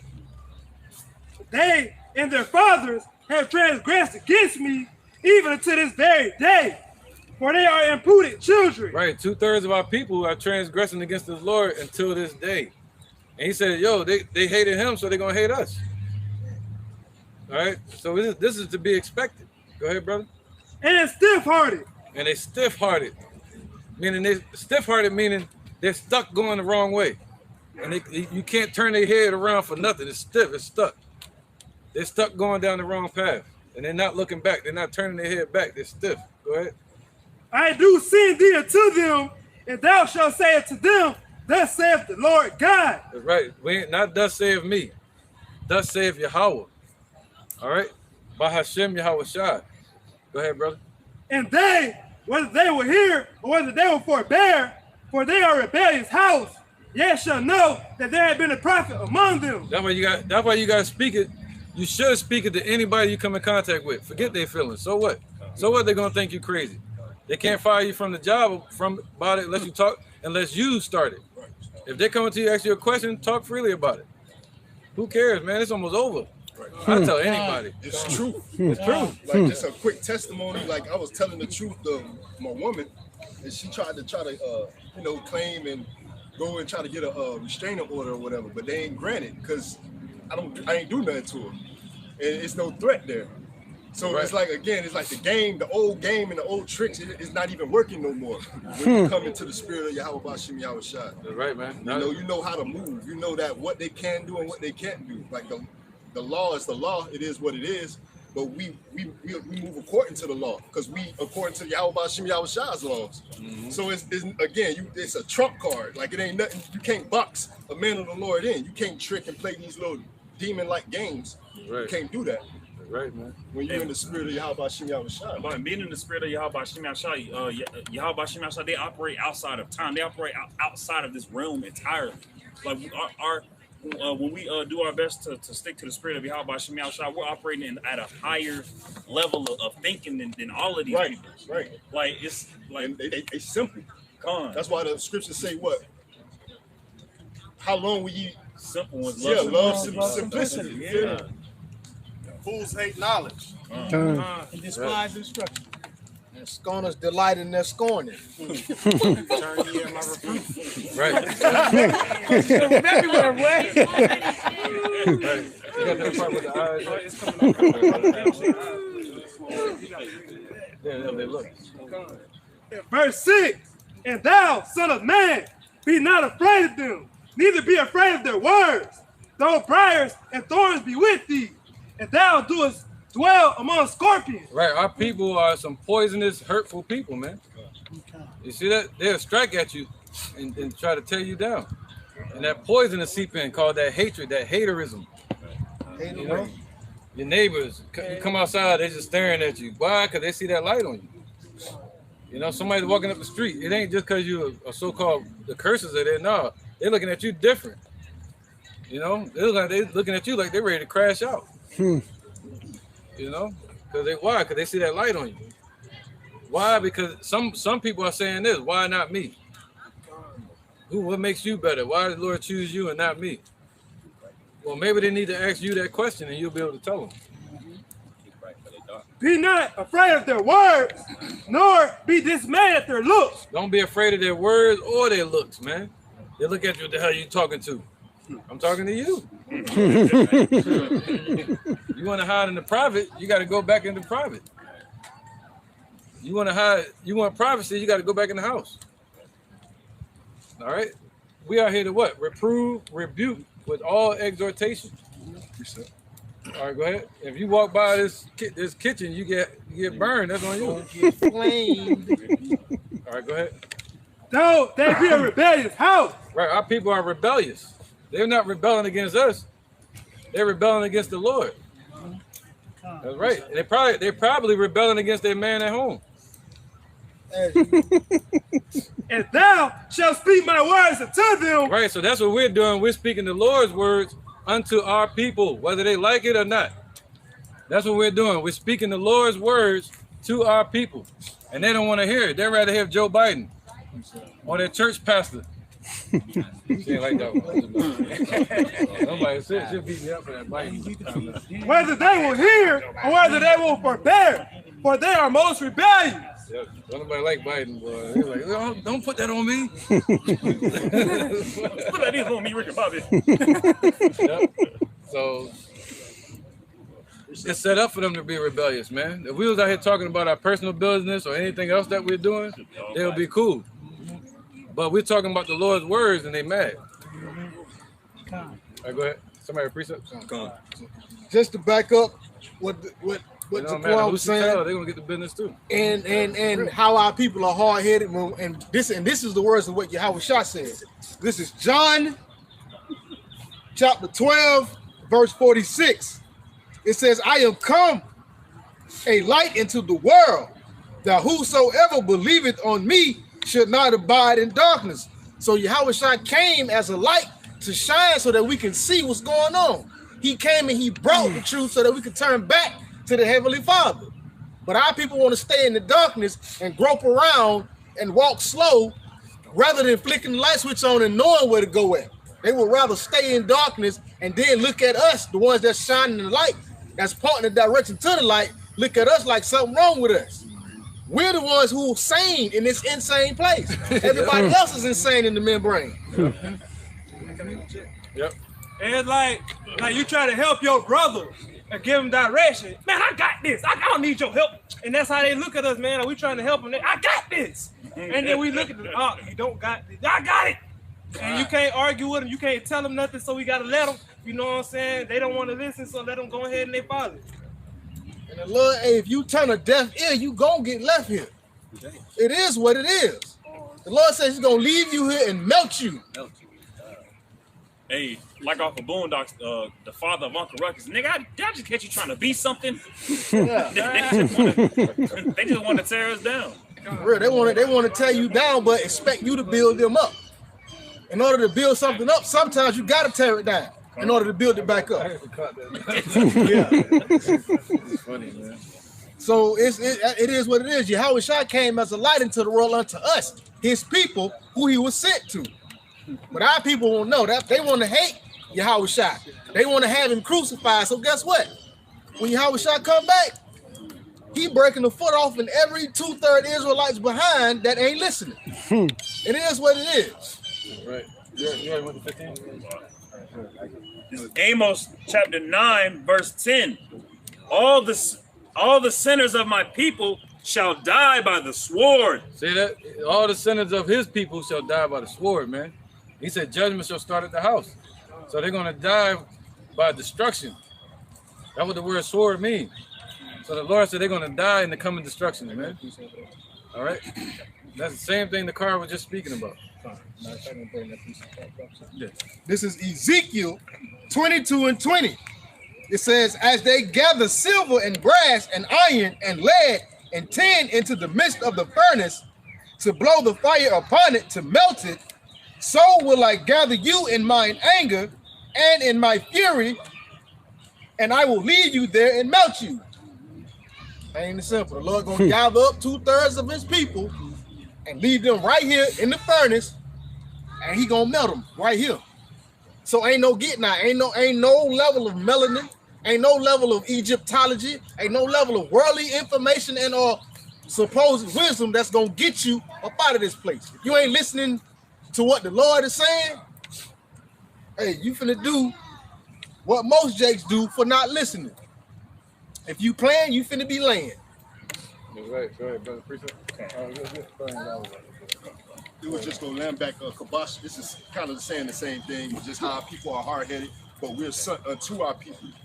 And we signed up for that job. This is Ezekiel 3:5. For thou art not sent to the people of a strange speech and of a hard language, but to the house of Israel. Not too many people of a strange speech and of a hard language, whose word thou canst not understand, right? Because you'll think that we speak in a different language, trying to teach our people and tell our people about the dreadful day of the Lord. All right, they look at us like we don't got no heads. Surely had I sent thee to them, they would have hearkened unto thee. But the house of Israel will not hearken unto thee, for they will not hearken unto me, for all the house of Israel are imprudent and hard-hearted. There you go. Yeah, just like the Edomite walking by, he would love to hear what we're talking about. They spend all their time trying to fight to get a part of it, be a part of this shit. And Jake spend all their time trying to fight to get away from it. Yeah, look at Vocab. Vocab started a whole campaign about how Gentiles can make it, because he knows that he's a heathen Gentile. Yeah, his network might be 150 million off that. Yeah. That's crucial. So people like that, man, they want to be an Israelite so bad, man. Meaning God's child. And only God's children are Israelites. So if you say I want to be God's child, you're saying you want to be an Israelite. Go ahead, bro. Yeah, even those it's a guy that be making videos of fake Jews up there in New York. Man, he be going into the little synagogues asking for the manager and shit. they be giving him the runaround.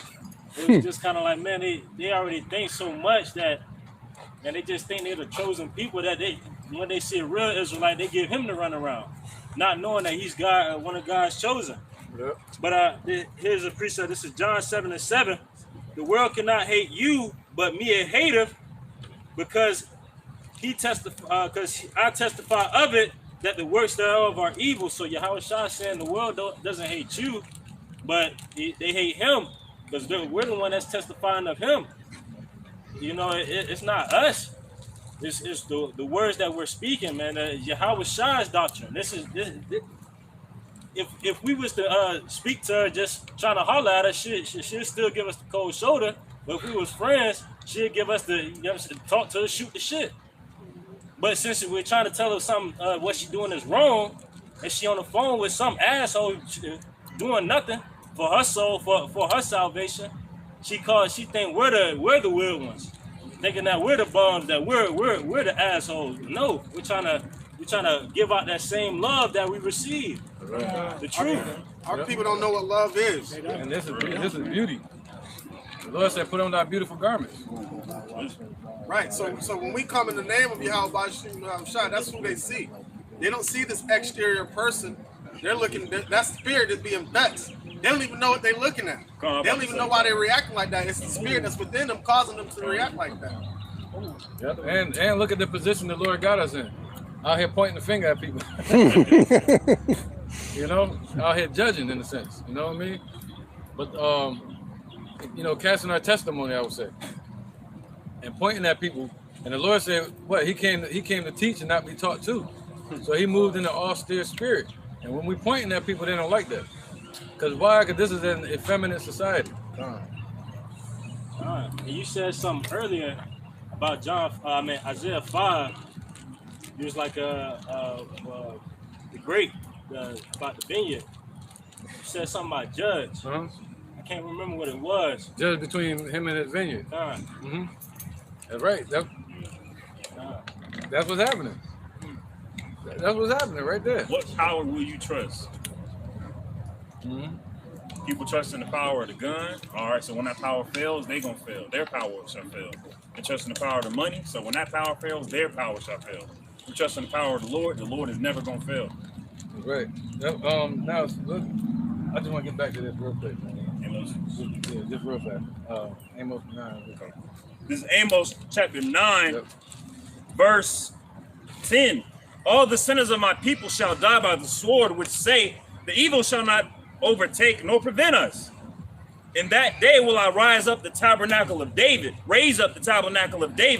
that is fallen, and close up the breaches thereof, and I will raise up his ruins, and I will build it as in the days of old. So in the days when the people are saying what? The prices are low, we're good. I'm looking forward to,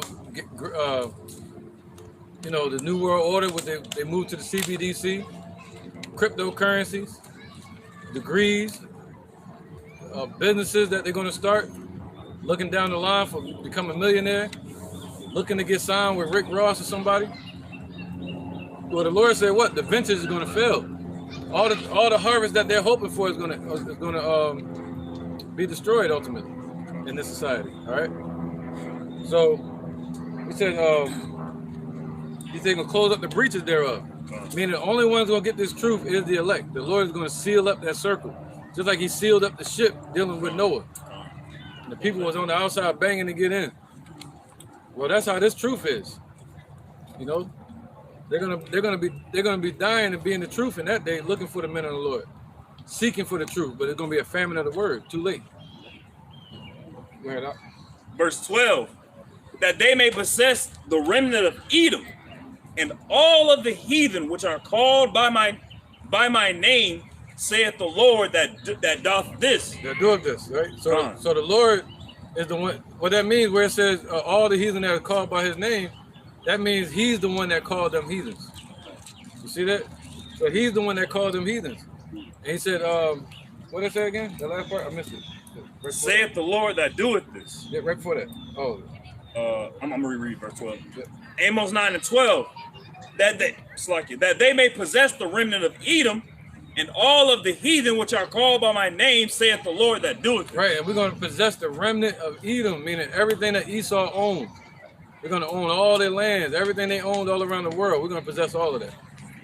All right, the remnant of Edom, and even them, and all the other nations that he called heathens. Go ahead. Verse 13. So the Lord going to choose us, man. He's going to choose Israel. And we're going to take everything from the world. Take the world like on Brightburn. There's a term going around now with women called pick me. They say that women who want to be chosen by a man, they try to stigmatize it as a negative thing. But you should want to be chosen. You should want to be chosen by somebody who's upright and righteous. And right now we should be in a pick me spirit of the Lord. We should want the Lord to choose us, to save us out of this destruction coming. This is verse 13 of chapter 9 of Amos. Behold the days come, saith the Lord, that the plowman shall overtake the reaper, and the reaper of grapes, and the treader of grapes, him that soweth the seed, and the mountain shall drop sweet wine, and all the hills shall melt. Right, man. All the hills, all these nations are going to melt. Meaning it's going to be destroyed. And then the children of Israel are about to rule this earth, man. Our people need to know that the Lord is about to choose us, the Negroes, Latinos, Native Americans. The Father's name is Yahweh, his son named Yahushua. Never heard those names before. All right? So, yeah, man, we're looking for the Lord to choose us, man. And we just got to hold on until that day.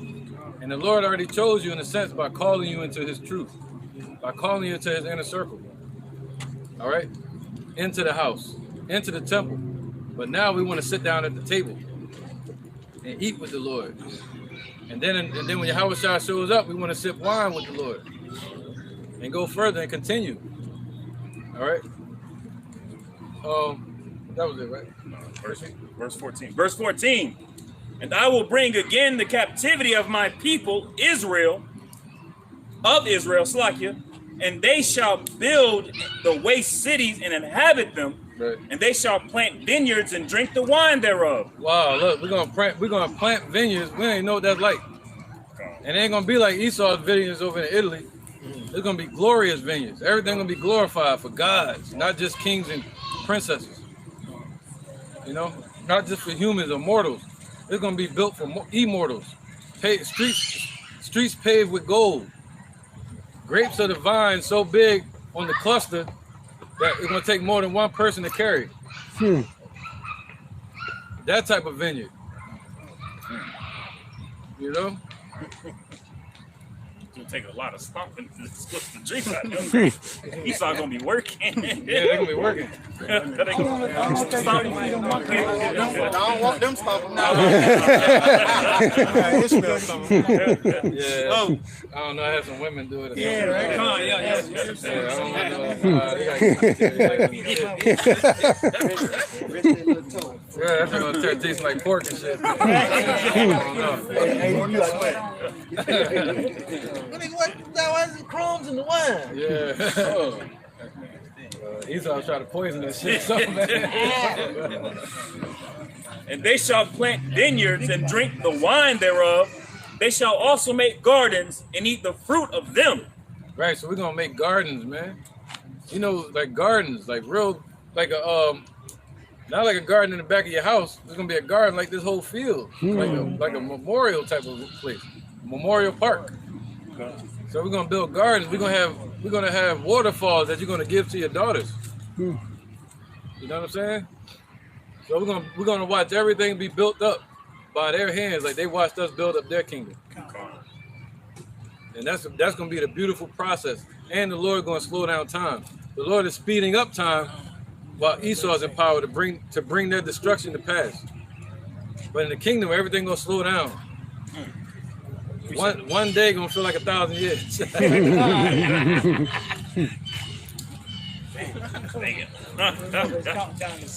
Yeah. Verse 15. And I will plant them upon their land, and they shall no more be pulled up out of their land, which I have given them, saith the Lord thy power. Right, there you go. See, that's the choosing of Israel, the Jacob. That the Lord said he's going to yet choose Israel. You know, right now you see all the nations mingled together, going through all the same. He said, you shall die, ye are gods, but you shall die like men. So we go through the same stuff that other nations go through. All right, but at the end, the Lord is going to choose Israel from among them. I have an injection. All right, go ahead, brother. This is Joel 3:20 and 21. But Judah should dwell forever, and Jerusalem from generation to generation. For I will cleanse their blood, that I have no cleansing. The Lord dwell in Zion. Right. Yep. You want to speak on it? You want to speak on it? Huh. Okay, straight. But Judah should dwell forever. You know, our people, you know, the kingdom is going to be prepared for a kingdom because, Judah, it will be safe. And Jerusalem mean the other, the 12th tribe, you know? Mm-hmm. It's going to be true generational wealth. And it's not going to be wealth that we built with our own hands. It's going to be the wealth of the knowledge, wisdom, truth, and stability of Yahweh Hashem Yahushua. Our children's children for eternity are going to be blessed with the spirit of Yahweh Hashem Yahushua. Right. What do they say? Generational wealth is today, meaning you'll have it left over. Oh, I'm gonna leave something behind for my children. But we ain't gonna have to worry about that because everything will be left to us by the Lord, man. And we won't have to leave it behind. We'll give it unto them and watch them flourish in it. Right. Yeah. Like the kings used to. The kings will leave it to the next one. Right. I have another one backing you. Now the kings are going to be amongst their children. The children will grow up to be kings. We're going to be eternal. Yahweh Shai is going to be king of kings forever. He said he's going to make us a nation of kings and priests. And that's how it's going to be. We're going to watch our children grow up to become kings and get to exist with them. You know, and do like Abraham did with Lot. You take that place over there, we'll take this. And there's going to be enough room for all of us. Yep. Right, and then when we run out of space on the earth, we're going to go inhabit outer space. So our journey is just beginning. Precept. Precept. This is Proverbs 27, verse 24. It says, "For riches are not forever, and doth the crown endure to every generation." So that crown that's going to be presented to the whole elect. It's going to endure to generation to generation. It's going to be everlasting. You know what I'm saying? But hey, what it says, for riches are not forever. So these riches of this earth is not forever, man. You know, the riches of this earth is canker, man. You know, and you shouldn't be seeking after the riches of the Lord, man. Which shall sustain you, man. Right. Revelation 13 and 10. Go back a shot. It's the book of Revelations, chapter 13 and verse 10. He that leadeth into captivity shall go into captivity. He that killeth with the sword must be killed with the sword. Here is the patience and the faith of the saints. See, that's our patience. Like walking meditation, this is our patience, man. And patience goes into the word suffering or endurance. So this is our long suffering. That we know the Lord is going to repay for what these nations did to us. Yep, and that they're going to go into captivity. The ones that took us captive, according to Amos chapter 9. Go ahead up. This Ecclesiastes chapter 3 and verse 16. And moreover, I saw under the sun the place of judgment, that wickedness was there, and the place of righteousness, that iniquity was there. I said in my heart, Yahweh Ba'Shem Yahushua shall judge the righteous and the wicked, for there is a time there for every purpose and for every work. I said in my heart concerning the estate of the sons of men, that Yahweh Ba'Shem Yahushua might manifest them, and that they might see that they themselves are beasts. Sons of men, these nations, they just beasts. That's what they're going to see at the end of the day. That they're just beasts, meaning no soulless individual. They got soul, but they don't have the breath. You know, just like an animal has a soul, and that soul goes down to the earth. And the humans, their souls go to the Father. But still, to have without that breath, they're just like beasts upon the earth, roaming the earth, being led by their senses, just like an animal. Led by their nose, things they smell, led by their eyes, the things they see, led by their ears, the things they hear, and their feelings. You know, and their own vain thoughts. So that's what they're being led by, just like an animal. And the best evidence of that is marketing. Look up like American marketing tactics, and they know which colors make people more hungry. That's why a lot of these restaurants have similar color schemes. Yep. When you go to Disney World, they pump certain smells in different parts to make you think a certain thought, to make you to put you in a certain mindset, to put you in a certain spirit. Hey, an example of that is Esau being that brute beast. And he's fleshy, so he thinks fleshy. So he knows how to entice our people with the flesh, which will never be full. Which will never Right, be because the fulfilled. spirit doesn't get enticed. The flesh does. Then you go into just predator and prey. Just like that basic animal kingdom. Same thing, man. So they're being led by all these things, man. And without Yahweh Ba'Shem Yahushua in the world, without any guidance. Just like there's no difference between a human and an ant, besides the fact that they're walking on two legs and they can talk and speak. Because ants build all day in their environment. Humans build all day in their environment. Just because they build a castle or a courthouse and all these things for power or authority, you know, people think that's like godly, man. Lord provided. That's just a human beastly mind that created something. That's it. You know, just somebody's imagination. It's imagination. That's it. In a human form instead of an animal. You know. This is Psalm chapter 2, and verse 1. Why do the heathen rage and the people imagine a vain thing? The kings of the earth set themselves, and the rulers take counsel together against the Lord and against his anointed, saying, let us break their bands asunder and cast away their cords from us. Right. They don't know the scriptures where the Lord said, what can separate us from the love of the Most High? Nothing. Not even death. And that's what they thought, by separating us from the Lord, that they would take our place, that the Lord would choose them, or the Lord would stay away. But instead, no, the Lord said, no, I'm going to yet choose Israel. Look at that. You know, you can't stop the power of the Most High, man. All right. Verse 4. He that sitteth in the heavens shall laugh. Right, because he said, what the Lord has set free is free indeed. There's nothing they can do. All right, go ahead. So he's going to laugh at them. This is funny to the Most High. It's like theater, like Kanak said earlier. Go ahead. Real quick, like you ever watch a cartoon and it's a little dude, he's swinging and he got him like this. That's the Lord. He ain't gonna let him touch us. But the Lord shall have them in derision.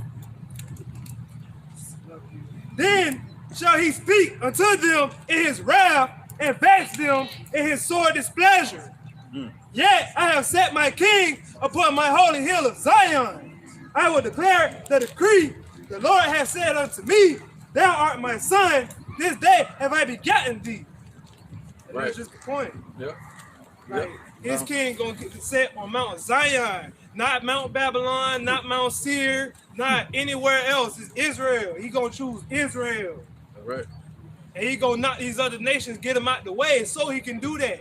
He gonna put that sort of pleasure upon them. Oh, you thought you could do this to my people? And that's what it's gonna be. Right, man. All right. Let's get back to Isaiah 14. The book of Isaiah, chapter 14, Yeah, verse 1, bro. and verse 1. Now it should make more sense, you know? Go ahead. For the Lord will have mercy on Jacob and will yet choose Israel and set them in their own land, and the strangers shall be joined with them, and they shall cleave to the house of Jacob. Right, so let's deal with the word stranger. So right there, that Hebrew word would be gar, G-A-R, gar. And that means an Israelite lacking inheritable rights. You know, meaning when we went back to our land, an Israelite that didn't know their family, you know, that may not have been circumcised, they had to be circumcised and given a place to stay. Because they didn't have any inheritable rights. They didn't know where to be amongst Israel. So the same thing with the Gentiles. Coming back into, from the uncircumcision, coming into the circumcision, they become what? Strangers. All right? And today, look at Ephesians chapter, I don't want to go there yet. So it said what? The strangers shall be joined to them, and they shall cleave. Look at Acts chapter 2 and 1. Damn, all the way 22. This is Acts chapter 2, verse 1. I can't do that. And when the day of Pentecost was fully come, they were all with one accord in one place. Right. And suddenly there came a sound from heaven as of a rushing mighty wind, and it filled all the house where they were sitting. Right, yep, go ahead. And there appeared unto them. And the word Pentecost just means 50. It's the 50th day after the leavened bread. Go ahead. And there appeared unto them cloven tongues like as of fire, and it sat upon each of them. Right, so cloven doesn't mean it was like a tongue and it had clothes, like it was split. No, it meant separated tongues was upon each one of their heads. All right, cloven meaning separated, and it was upon each person's head, and it represented the language that was going to be given to them to speak. Verse 4, and they were all filled with the Holy Spirit and began to speak with other tongues as the Spirit gave them utterance. Right, go ahead. And there was dwelling at Jerusalem Jews, devout men out of every nation under heaven. There you go. So there were Jews, devout men out of every nation under heaven. All right? Scattered amongst every nation. And they were cleaving to the ones that were awoken to the truth about Yahushua. All right, go ahead. Verse 6, now when this was noised abroad, the multitude came together and were confounded, because that every man heard them speak in his own language. Right. And they were all amazed and marveled, saying one to another, behold, are not all these which speak Galileans? Right, yep, go ahead. And how hear we every man Galileans. Galileans, like it. And are not all these which speak Galileans? And how are we every man in our own tongue wherein we were born? Parthians and Medes and Elamites and the dwellers in Mesopotamia and in Judea and in Cappadocia and in Pontus and Asia. Right. This is he's naming all the places where our people were scattered at. And it was so they were calling them Elamites. But it said devout Jews from every nation. These were Israelites. All right, go ahead. Phrygia,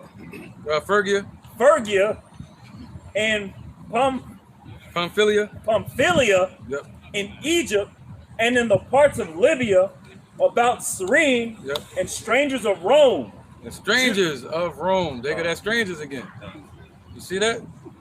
The strangers. All right. Go ahead. Jews and proselytes. Jews and proselytes. Keep going. Cretes and Arabians. Say again. That's it. Word. Cretes and Arabians, we do hear them speak in our tongues the wonderful works of Yahweh. Yeah. And they were all amazed and were in doubt, saying one to another, what meaneth this? Others mocking said, these men are full of new wine. But Peter, standing up with the 11, lifted up his voice and said unto them, ye men of Judea, and all ye that dwell in Jerusalem, be this known unto you, and hearken to my words. For these are not drunken, as ye suppose, seeing it is but the 3rd hour of the day. Right, he was telling the circumcision to stop judging the uncircumcision. You know, he was telling them, dudes that were in Jerusalem, you know, you got to chill, man, because they're not drunk. Ain't nothing wrong with them. The Spirit dealing with them. All right? And he said it's not the 3rd hour of the day. That means 9 o'clock in the morning. All right? Because back then it was wrong for you to drink that early in the morning. So he said, yo, it ain't. He said, it's the 3rd hour of the day. They're not drunk. All right? The 3rd hour of the day would be 9 o'clock. Go ahead. Verse 16. But this is that which was spoken by the prophet Joel. Right. And it shall come to pass in the last days, saith Yahweh, I will pour out of my spirit upon all flesh, and your sons and your daughters shall prophesy, and your young men shall see visions, and your old men shall dream dreams. On my servant and on my servants and on my handmaidens, I will pour out in those days of my spirit, and they shall prophesy. Go to 21 and over to 22. That's it. Come on. Yep. Verse 19. Oh, you can go to 21. Okay. Yep. Verse 21. And it shall come to pass that whosoever shall call on the name of the Lord shall be saved. There you go. So whosoever shall call on the name of the Lord shall be saved. Who he was talking to? Jews, Israelites. All right? Not all the ones that keep the laws perfectly shall be saved. No, those that call on the name of Yahweh Ba'ashem Yahushai shall be saved. Go ahead. IUIC started saying the name doctrine now. but is it all the world? Can Esau call on the name of the Lord and be saved? Can Moab? Can Xi Jinping? North Korea? Kim Jong-un? Arnold Schwarzenegger? Can he call on the Lord and be delivered? No. Go ahead. Vladimir Putin? Go ahead, brother. Obama. That's a good one. Get to the cherry. Get to the cherry. Now. Get to the chopper. You know, also think be like, they'll be back. We're going to say, I'll be back. She ain't changed. Verse 22. Ye men of Israel, hear these words. Whoa, ye men of Israel, hear these words. See that? That's what the word is too. That's what the comforting is too. The word, the comforter. He said, speak to my people with comfort. All right. Ye men of Israel, hear these words. Go ahead. Yahweh Shai of Nazareth, a man of fruit. See, he said Yahweh Shai of Nazareth. That's why these what you gonna call them over there today? I don't want to say it on the YouTube. Khazars. Thank you. The Khazars over there in our land today, they can't call themselves Nazarenes. You see that? That's why they call themselves Jewish, not Nazarenes. Yahushua was from Nazareth. He was from there. These heathens, they moved to that place and took it over. State of Israel. The state of Israel. Not Israel. But Yahushua and us, we can really say we're from there. We just don't know what land we're specifically from. You don't have to be born in the land to call yourself a descendant of that land or inhabitant of that land. Also, well, that's what they saying. That's what he's saying. Like these NATO and the EU meetings, they can't call themselves Israelites. They gotta say Israelis. Yeah, they ain't gonna say Nazarene. You ain't gonna hear none of that in there. You ain't gonna hear no Judah. Yeah. You don't know nothing. You don't know nowadays. Yeah. You might hear a levy. Yeah. He's like, I miss a car. He's like, yo, he was like Chuck Norris, man. For real, like. Of Northern Kingdom. Man, you don't work. Northern Kingdom. I'm Indian. My father, my great. Cherokee. Yeah, go to. I got 15%. You're $5 Indian. 100% lie. Acts 11 and 1. I got one more. Yahushua of Nazareth, a man approved of Yahweh among you by miracles, wonders, and signs, which Yahweh did by him in the midst of you, as ye yourselves also know. There you go, man. So Yahushua could have did way more than what he did on the earth. But he had that much power to where he had a list that he had to do in front of us. All right, and the first miracle he did was turn the water into wine. Yeah, like in a video game, you have an objective list. Right, the Negroes, Latinos, Native Americans are the Israelites of the Bible. You know what I'm saying? We got to wake up, man, and repent to the Father. The Father's name is Yahweh, and his son named Yahushua. So when all hell break loose, when they switch to that new currency, you got to know who to call on in that day. The money ain't going to save us. The guns ain't going to save us. The churches ain't going to save us. All right? The Lord is looking for 144,000 men to turn back to him so we can lead our families to him. You know, the same way Noah delivered his family, the same way Moses delivered his people. It's the same way the Lord going to deliver us out of this Egypt real soon. That's why you're hearing about Russia. That's why you're hearing about China and all them and Iran. They're going to destroy this place with ICBMs. And if you're one of the elect, you'll be delivered and your lady. All right? The same way the Lord told Lot. He said, don't look back. You be salty. All right, brother. Hey, Yahweh and Yahushua, his son. All right, brother. All right, who's reading? Somebody reading something. Acts 11. Acts 11 real quick, please. Yeah, 11 and 1. It's the book of Acts, chapter 11 and verse 1. And the apostles and brethren that were in Judea heard that the Gentiles had also received the word of God. Whoa, so this is that cleaving that we were talking about, where it said the strangers shall cleave unto them. All right, and they went into the word guard, which means an Israelite lacking inheritable rights. So today they would be called aliens, you know, or they will be called Gentiles. Okay. So what did it say? He said, huh? That's what Esau do today. All right, being from another country or from another land, you're considered an alien. Yep. Until you get your paperwork. That's right, and that's what our people have become. We have even become that until the Lord woke us up. We were aliens to the Commonwealth of Israel, meaning strangers in the old times. Those strangers are the same ones that are able to keep the Passover, that come from the other lands to dwell in Jerusalem to take the Passover. And they also said that a stranger shall not dwell with you.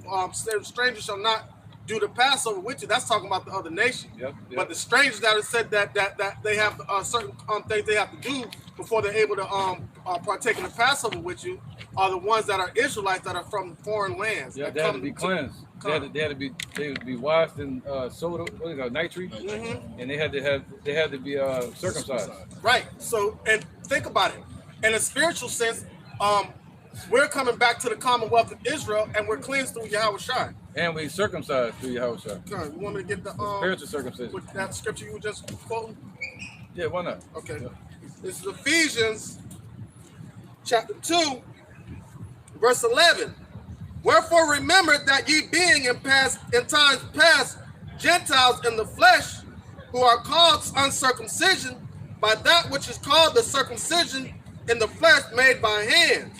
You had two forms of circumcision. You had the circumcision that they were debating about in 55 AD during the first council, the first world council, which they tried to relive that council by bringing in the councils of Nicaea in 325 AD with Constantine. But the first council was in 55 AD, and it was a council debating on whether a person had to be circumcised to be delivered. And that's what the debate was about. So that was with Paul, correct? That was with Peter and Peter and Paul. All right, everybody was meeting there, and John too, John the elder. Now, so it was two forms of circumcision. You had the circumcision, meaning those that were keeping the laws, that knew they were Israelites, that were in Jerusalem. But then you also had the circumcision, spiritual circumcised, that woke up to the truth. But then you had the uncircumcision. Those were Israelites that were not keeping the law, that didn't know they were Israelites, people like who is that? Timothy, his dad. Yeah, his dad. Yeah. So his dad would be part of the uncircumcision. Yeah, he was a Greek. He wanted to be a Greek. All right, or the Romans, which were a lot of them were Jakes at that time. All right, so you have three factions: uncircumcision, circumcision, and then spiritual circumcision. All right. All right, this is verse 12. So the Lord is saying that the uncircumcised, if they're of the elect, they were going to cleave unto the spiritual circumcised. Verse 12, Ephesians chapter 2. That at that time you were without Yahushua, being aliens from the commonwealth of Israel. See that? So they became aliens. Without Yahushua, now they become aliens even more. And strangers from the covenants of promise, having no hope without Yahweh in the world. There you go. See? Having no hope without Yahweh, by Hashem Yahushua in the world, they become strangers even more now. All right. So the Lord said what? That not all Israel is going to be destroyed. That's in Amos chapter 9. You know. So you're gonna have the strangers, the elect of the strangers, cleave unto the elect. All right. So let me get this real quick. Somebody get Romans 12 and 9. Yeah, somebody already read Acts 11, 18, all the way to 24? Romans. You want to interject real quick? It was just talking it was about the Paul and the circumcision and how he accused Peter. Okay, you want to wait on it? Wait. All right, I got you. Yeah, real quick. Finish that 24, 18. Come on. It's the book of Acts, chapter 11 and verse 18. When they heard these things, they held their peace and glorified Yahweh, saying, then have God also to the Gentiles granted repentance unto life. Right, so there's a lot of the people that were of the circumcision that were in Jerusalem, they were like, yo, we're going to get the truth because we the ones that been keeping the laws. You know, even though we ain't doing it perfectly, you're going to deal with us, right? And get us right. But, you know, all right, go ahead. Verse 19. Now they which were scattered abroad upon the persecution that arose about Stephen, what advantage have the Jews? Traveled as far as Phoenice and Cyprus and Antioch, preaching the word to none but unto the Jews only. Right. And some of them were men of Cyprus and Cyrene, which when they were come to Antioch, spake unto the Grecians, preaching the Lord Yahushua. Spake unto the Grecians. Grecians. So they were speaking to the Greeks, the Cyrenes, you know, to the Jews only, all only to Israel. That was amongst those people. Go ahead. John, verse 21. And the hand of the Lord was with them, and a great number believed and turned unto the Lord. Whoa, so that great number that believed, they're the ones that turned to the Lord. See that? Now remember, we're focusing on the fact that the Gentiles, the uncircumcised, we're going to cleave unto the Lord. Go ahead. Cleave unto the house of Jacob. In verse 22, then tidings of these things came unto the ears of the church which was in Jerusalem, and they sent forth Barnabas that he should go as far as Antioch. Who when he came and had seen the grace of God was glad and exhorted them all that with purpose of heart they would cleave unto the Lord. Boom. With purpose of heart, what? Purpose of heart they would cleave unto the Lord. See that? So how they cleave unto the Lord? By believing. That's how he started it off. Those that they went around preaching and teaching to our people, and once they believe, that's the cleaving right there. That's what it means in Isaiah 14. You know, that prophecy coming to pass by us cleaving unto one another in the spirit of truth. All right. You got something? Which one? This is Romans 3 and 1. Okay. What advantage then hath the Jew? There you go. So what advantage have the circumcised, the ones that knew they were Israelites? They were saying, yo, what about us? We keeping the laws. And they're not. You know, these Israelites not keeping the laws. So what advantage have I by keeping all these laws? Go ahead. Or what profit is there of circumcision? So what profit is there to have my children circumcised and such, right? Much every way chiefly, because that unto them were committed the oracles of Yahweh. See, it was still important. The Lord was saying, yo, you should be happy because you still was committed to keeping the laws.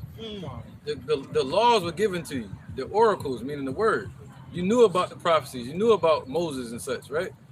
But so that's a blessing because they ain't even had to have that. You see what I'm saying? The parable of the son that left and the son that stayed. The prodigal son. Prodigal son. And also the Lord was saying to the Jew first and then to the Gentile. So that's why you should be happy, because he was saying to them they were going to get the truth first if they were of the elect. And then the Gentile were going to get it. But, Jew first and then the Gentile. So the ones that are of the circumcision keeping the law, they didn't understand they still needed salvation too. They needed it, yeah. So the Lord was like, yo, keep doing what you're doing, right? And stay on that path.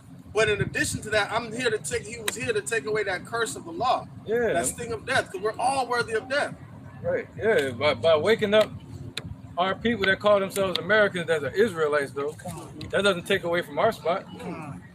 But the Lord was like, you're willing, because they didn't have the law, you're willing to cast them to the side and didn't want to bring them in. Right. And the Lord made a way for everybody to come in. But the ones that were of the elect, the Pharisees and Sadducees, they didn't understand that their salvation was coming through Yahushua, not through the law.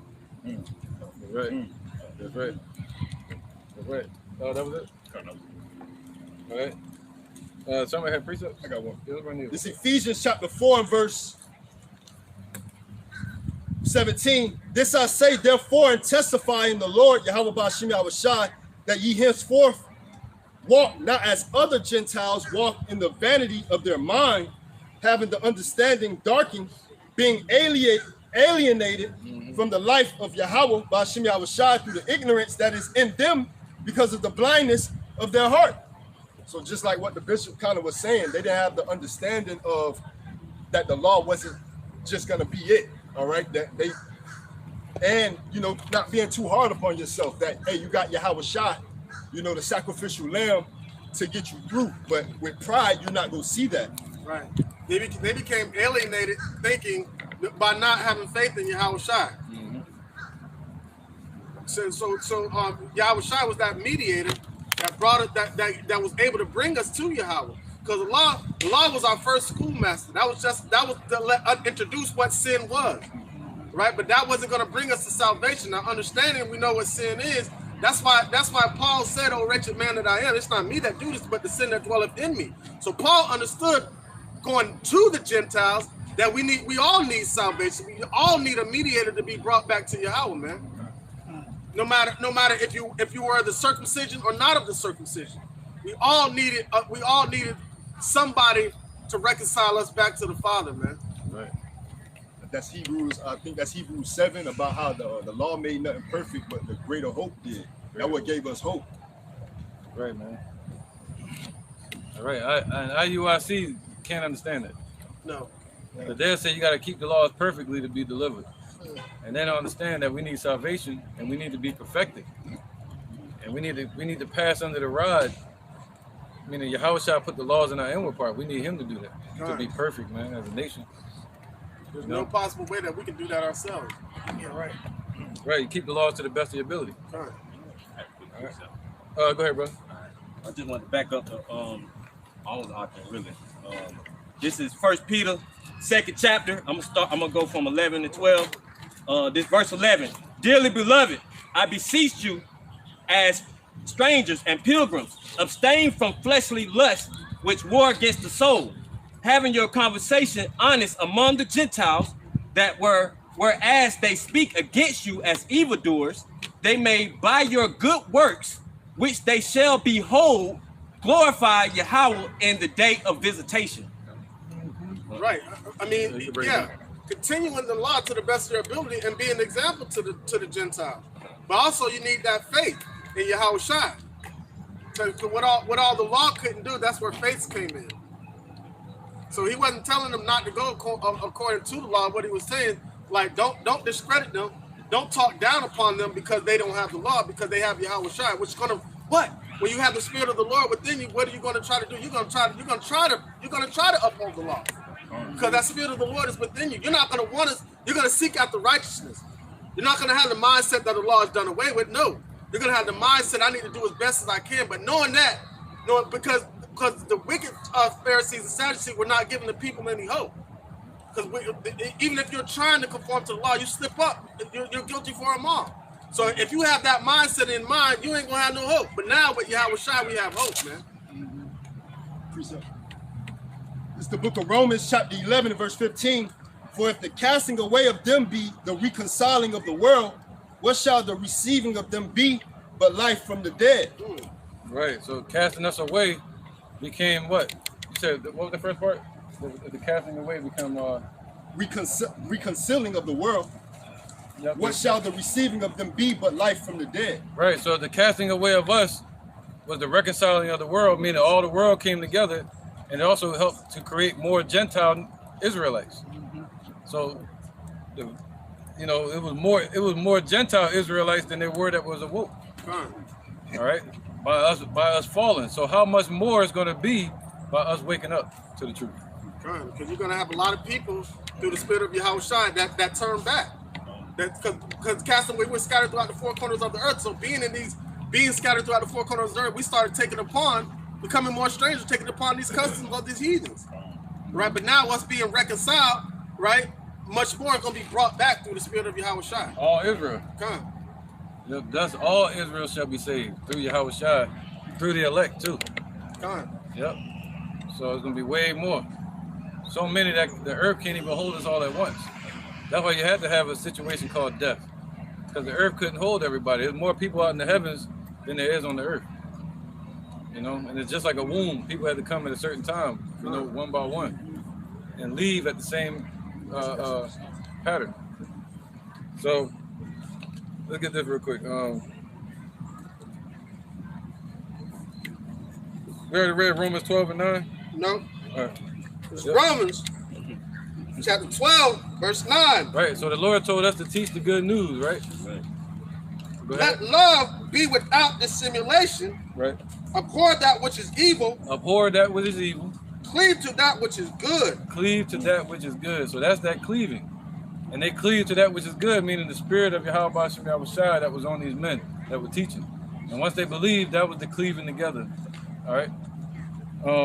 1 Corinthians 6 and 15. All right. And we're focusing on Isaiah 14, where it says they shall cleave into the house of Israel. So not Esau going to cleave to us, not Moab going to cleave to us, the stranger, not that type of stranger, but it's talking about the strangers of Israel that's going to cleave unto the men of the Lord, cleave unto the truth. This is 1 Corinthians 6 and 15. Know ye not that your bodies are the members of Yahweh Shai? Right, just like members have to come together. Go ahead. Shall I then take the members of Yahweh Shai and make them members of an harlot? Right, we're not supposed to cleave into idolaters like them church folks. That's what the harlot is talking about. It's not talking about your woman at home that for you. It's talking about these people. You're not going to cleave unto them. Members of harlots, meaning adulterers. Go ahead. What, bro? It says, verse 16, what know ye not that he which is joined as an harlot is one body, for two, saith he, shall be one flesh. See that? Go ahead. He's using that analogy of you sleeping with a harlot as an analogy. But he's talking about these idolatrous leaders. Go ahead. It says, but he that is joined unto the Lord is one spirit. There you go. That's that cleaving, man. But he that is joined unto the Lord is that one is in one spirit with him. The same way if you have sex with your woman, you become one flesh. The same way, once you come into this truth, you become one spirit with the Lord. And that's that cleaving together that it's talking about. All right, go ahead. Keep going. All the way to 17? Okay. So with being joined together, cleave. Verse 17, but he that is joined unto the Lord is one spirit. Oh, that was 17. All right. Let's get back to Isaiah 14 now, man. Book of Isaiah, chapter 14 and verse 1. For the Lord will have mercy on Jacob and will yet choose Israel and set them in their own land. And the strangers shall be joined with them, and they shall cleave to the house of Jacob. See, it should make more sense now. When it said the stranger is going to be joined with them, you know, with the house of Jacob, right? So it's not talking about these heathen nations. It's talking about our own people joining back together. All right, according to Isaiah chapter 11. Somebody get that? Yep. Go ahead. I don't even think I got that. 11 and 10. Yeah, 11 and 10, all the way to 12. It's the book of Isaiah, chapter 11 and verse 10. Right, Jeremiah 20 and 20. And in that day there shall be a root of Jesse, which shall stand for an enzyme of the people. Right, yep, that root is talking about Yahushua. And the enzyme that he was going to set up was starting with people like Peter and Paul. All right, go ahead. To it shall the Gentiles seek. Right, to it shall the Gentiles seek. Meaning that the Israelite foreigners are going to seek unto these men that had the truth, the spirit of Yahushua. All right, go ahead. And his rest shall be glorious. And his rest shall be glorious. He said, this is the rest where I cause the weary to rest. You know, and this is a glorious rest right here. And also the kingdom is going to be glorified. Go ahead, that's the rest. So you're going to rest for 1,000 years and then some. And it shall come to pass in that day that the Lord shall set his hand again the second time to recover the remnant of his people. Right, so now the Lord is setting his hand.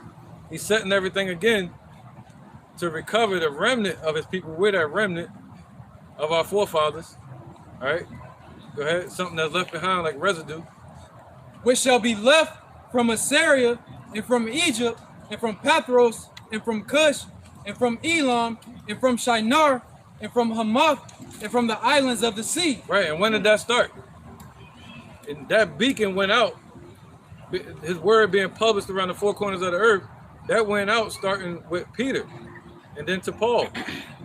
You know, a light that shineth in a dark place started with Yahushua to Peter to Paul and then to us today, man. They're magnified all around the four corners of the earth. All right, so that's where he's going to set his hand again to deliver us and bring us together and make us cleave to one another. Go ahead, brother. Making us one body. In verse 12, and he shall set up an ensign for the nations and shall assemble the outcasts of Israel and gather together the dispersed of Judah from the four corners of the earth. There you go. So the Lord going to bring us back together and gather us from being dispersed, scattered all around the four corners of the earth. All right, go ahead. They say gather the outcasts. And that word outcast also goes into being alienated. So the Lord is going to gather the ones that were outcasts, that became aliens, you know, to the commonwealth of Israel. But how's he going to do it? Go up to him and tell him to keep the laws? No. He just went up to him and say, hey, believe in Yahweh B'Shem Yahushua, he'll guide you. He'll come in and sup with you and lead you to the truth. But if you're already keeping the laws, don't stop. You know, keep going. Oh yeah, that goes to Bruce Reed, so he's not a smoking flax shall not quench, a bruised reed he shall not break. Right. So if he was already keeping the laws, he's not going to destroy you and say you was doing it wrong. Stop. Now he's going to say keep going. And if they were Gentiles, he's not going to break them off the plant completely. He's going to what? Graft them in. All right. Dang, that's quick, man. 10 minutes. All right, go ahead. This is the book of Galatians, chapter 2 and verse 17. But if while we seek to be justified by Yahushua Mashiach, we ourselves are found sinners, is therefore Yahushua Mashiach the minister of sin? Yahweh forbid. Right. For if I build again the things which I destroyed, I make myself Salakia. That's not what I wanted. I had that one earlier too, though. It was right with the verse above. Is like knowing that a man is not justified by the works of the law, but by the faith of Yahushua Mashiach. Basically, going in what the elder was saying. And the best evidence of that is IUIC. They say that they keep the laws, but look at the spirit that's upon them.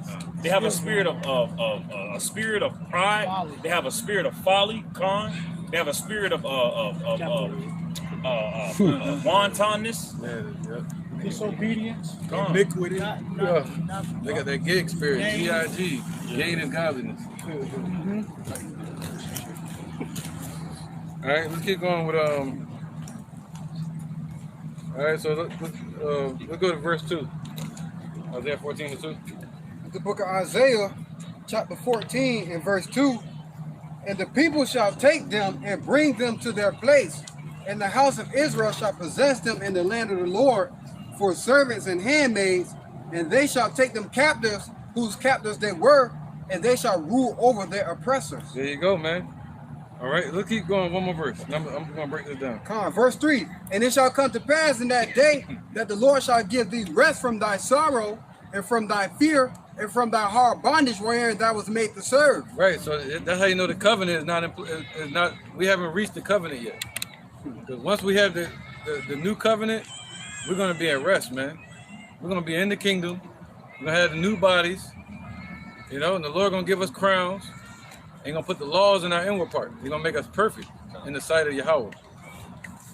You see that? And he's going to give us rest from that hard bondage that we were serving in this place, man. The same way the Lord heard our cries during the time of Egypt. The Lord hearing our cries now. But we didn't know how to cry unto him until he gave us his spirit, the truth. So now we're able to call on his name and cry out to him. All right, so he heard our cries. Our cries have entered into the ears of the Lord of armies. And he heard us in an appointed time. He's hearing us, listening to us. Go ahead, bro. This Hebrews chapter 8, verse 8. For finding fault with them, he said, behold, the day is come, saith the Lord, when I will make a new covenant with the house of Israel and the house of Judah, not according to the covenant that I made with their fathers in the day that I took them by the hand and led them out of Egypt, because they continued not in my covenant, and I regarded them not, saith the Lord. For this is the covenant that I will make with the house of Israel after those days, saith the Lord.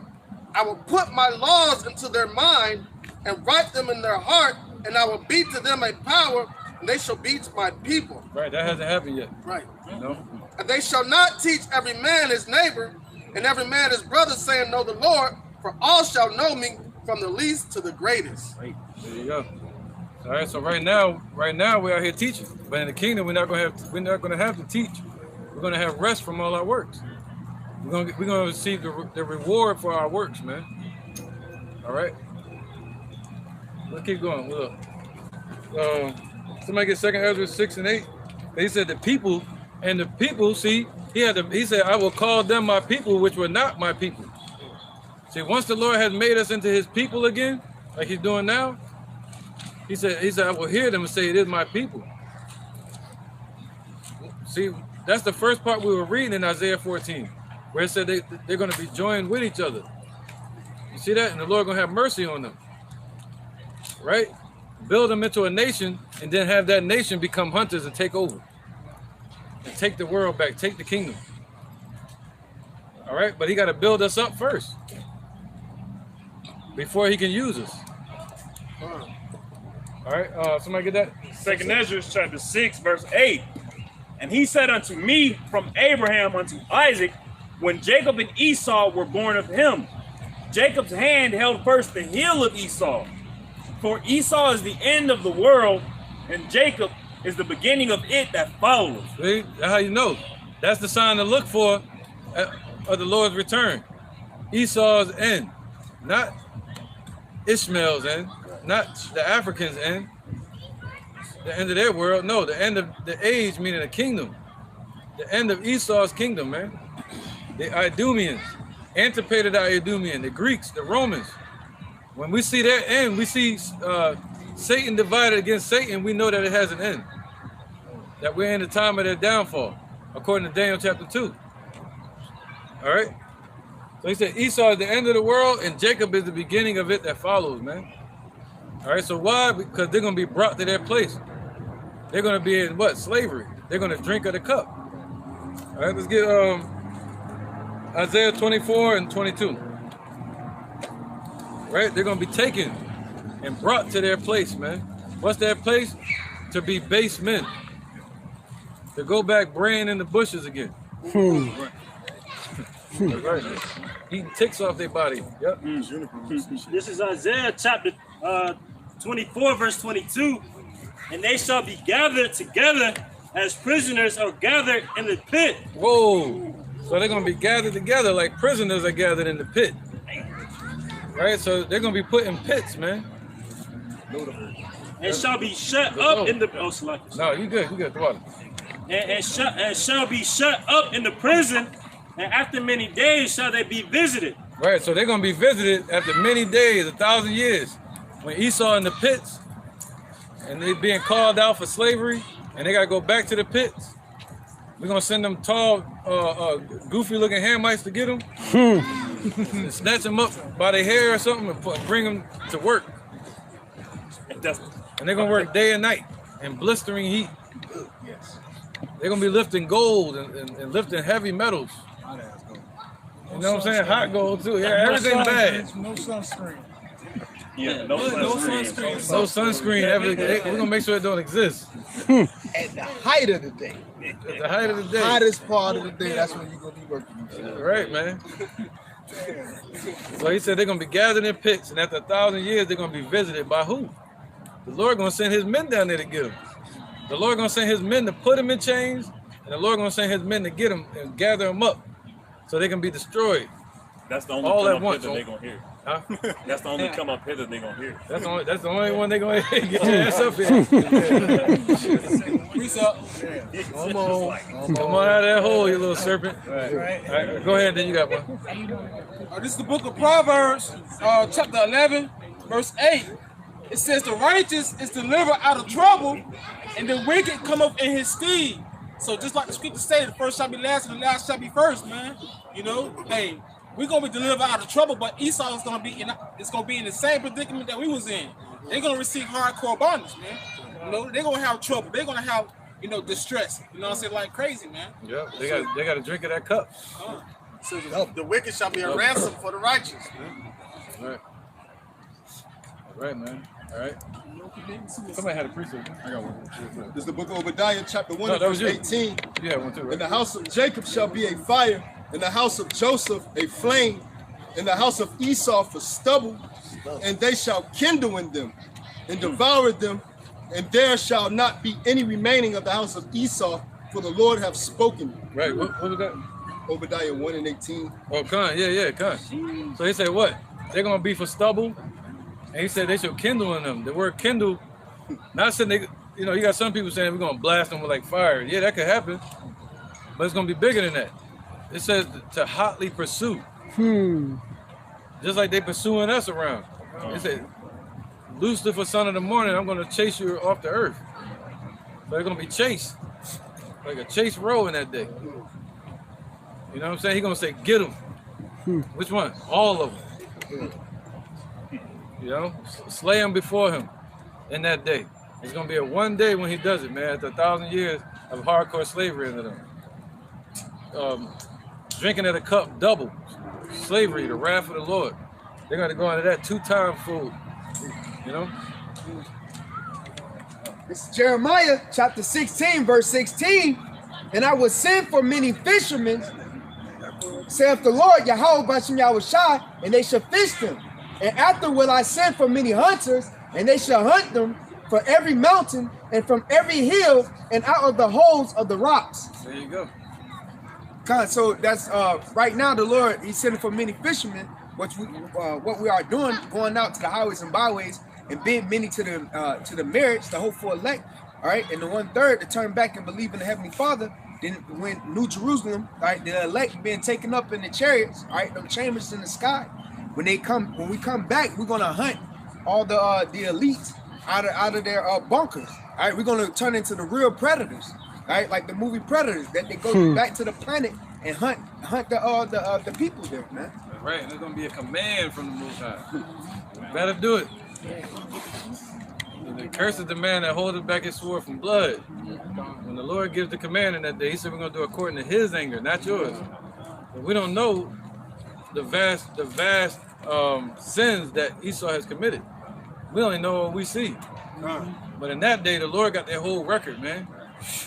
From the time he created them as a spirit, they got judgment for all of that. For everything they did since their first creation. Being the Greeks and Romans as such too, Edom when they came and burnt down our temple during the time of the Babylonians. And we see how the Lord was mad at us. And you see what he did to us, but he even more mad at them. Without measure. Without measure, yeah, he's gonna be mad at them for what they did to Jacob. Shame shall cover them. Oh, even the physical Edomite, Esau himself, what he did to Jacob. You know, he brought 400 men to try to come against Jacob. Let us pass through his land, their land. Right. You know, so that's right. The Lord gonna send for many fishers, and then he gonna send for hunters to hunt them, man. And then that goes into the book of Psalms, where it say, shall wake up upon their bed. Word Sword in their hand. Yeah. So, yep. So he said, what? The people shall take them and bring them to their place. You got it real quick? Yeah. Right, bro. This is Psalms 149. I'm gonna start at verse 2. It says, let Israel rejoice in him that made him. Let the children of Zion be joyful in their king. Right. Yeah, these heathens ain't gonna rejoice that made them. Even though the Lord made them, he ain't give them no reason to rejoice. He said, let Israel rejoice in the one that created them. Go ahead, brother. Let them praise his name in the dance. Let them sing praises unto him with their timbrel and harps. Right. It says, and the Lord Yahweh Ba'ashem Yahushua taking pleasure in his people, he will beautify the meek with salvation. Let the saints be joyful and glory, and let them sing aloud upon their beds. All right, because why? What the saints hoping for? We read it earlier. This is the prayer and the patience and the faith of the saints. So go into captivity. And we get that reward, man. You'll be happy as hell in the kingdom. Go ahead. He said, what? Let them what? Go ahead. It says, and let the high praises of the Most High, Yahweh Ba'ashem Yahushua, be in their mouth and a two-edged sword in their hand. So they're going to wake up, you're going to wake up like Prince Hakeem did on Coming to America on your bed. And you're going to think about America. You're going to remember all the punishment we went through. But you ain't going to be able to, just like you can't escape out of this right now, you ain't going to be able to escape out of the kingdom. That's going to be your blessing. You're going to see the golden walls, whatever the house going to be made out of. All the women we're going to have, you're going to have powers. Have a crown. And you're going to have a two-edged sword in your hand and the word in your mouth. So you're not going to have the Bibles no more. And we don't have the mindset of Prince Hakeem in that movie too. He was kind of done with living in royalty. He was just like, he wanted to renounce his royal throne. For a woman, for one woman. Yep. How much percent? 9%. Okay, cool. We got, go ahead. It says to execute vengeance upon the heathen and punishment upon the people. Right. So the Lord gonna have the list of punishments that He gonna hand out. So when we go grab them out of the pit, it's just gonna be for that, for them to get punishment from the Lord. So they're gonna be given punishments every day, all the way until their final destruction, to where the Lord gonna say, we're gonna kindle in them, and they're gonna be as chaff, as stubble. Thank you. So they're gonna get their ass whooped all the way up to that point. It says to bind their kings with chains and their nobles with feathers of iron. There you go, man. Yep. To bind their kings with chains, man. And their kings gonna be brought to us too. See, we're gonna send them Hamites in there to get them. Just with violence. Just with violence, yeah. Kick him in the mouth first, then drag him out. Get him. Get him. Go ahead, brother. To execute upon them the judgment written. This honor have all his saints. Praise ye the Lord, Yahweh, Ba'ashem Yahushua. This is an honor that the Lord gonna bless us with, to go down there on a daily basis and tie them shackles around them damn ankles. Tie them damn shackles around them wrists. Yeah, put these on, put it on nice and neat for you. Yeah, come with me.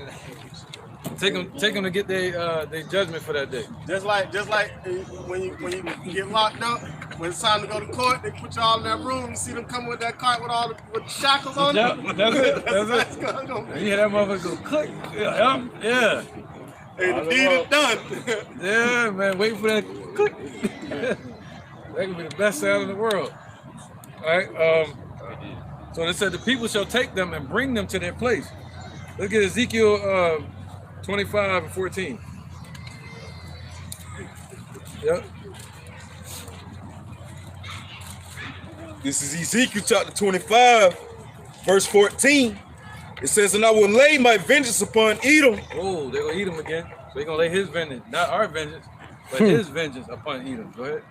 by the hand of my people Israel. By the hand of his people, man. Physical hands of his people.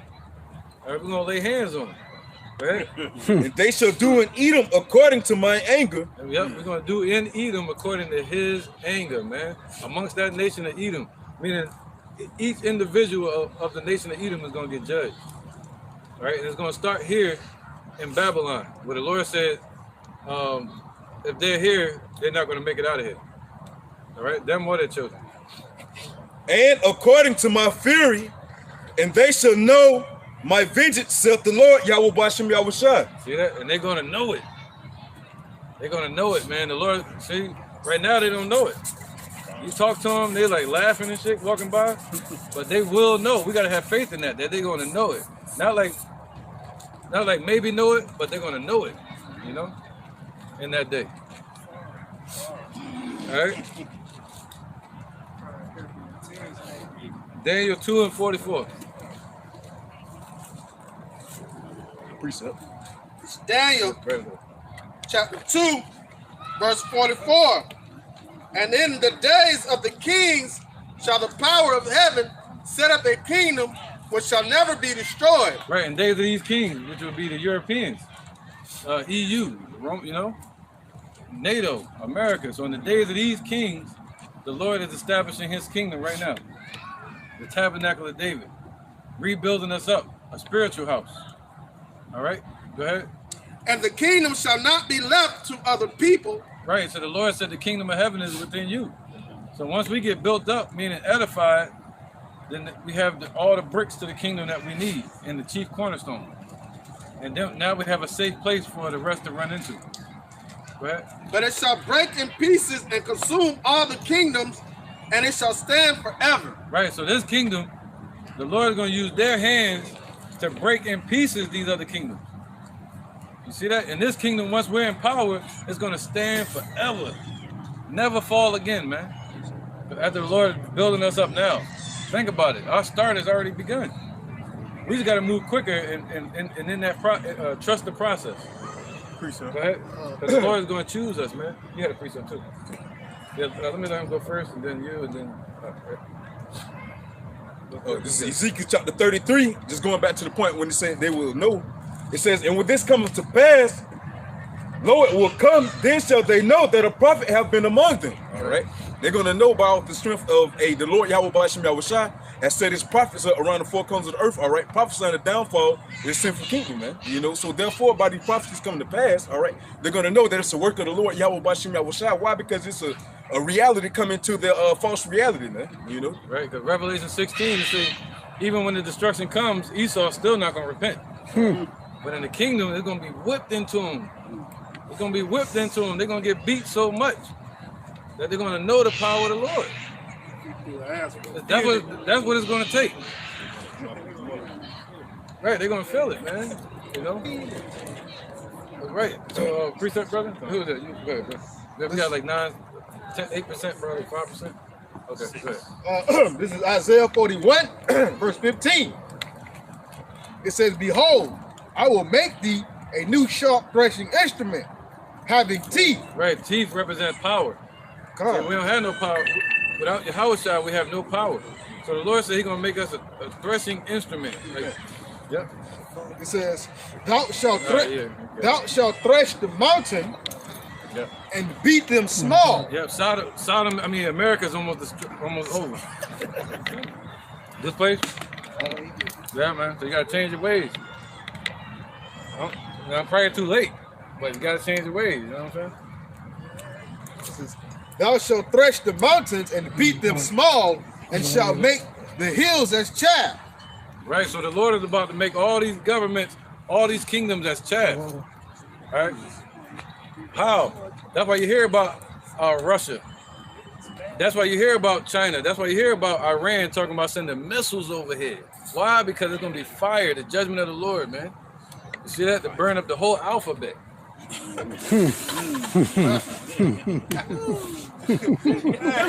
Right?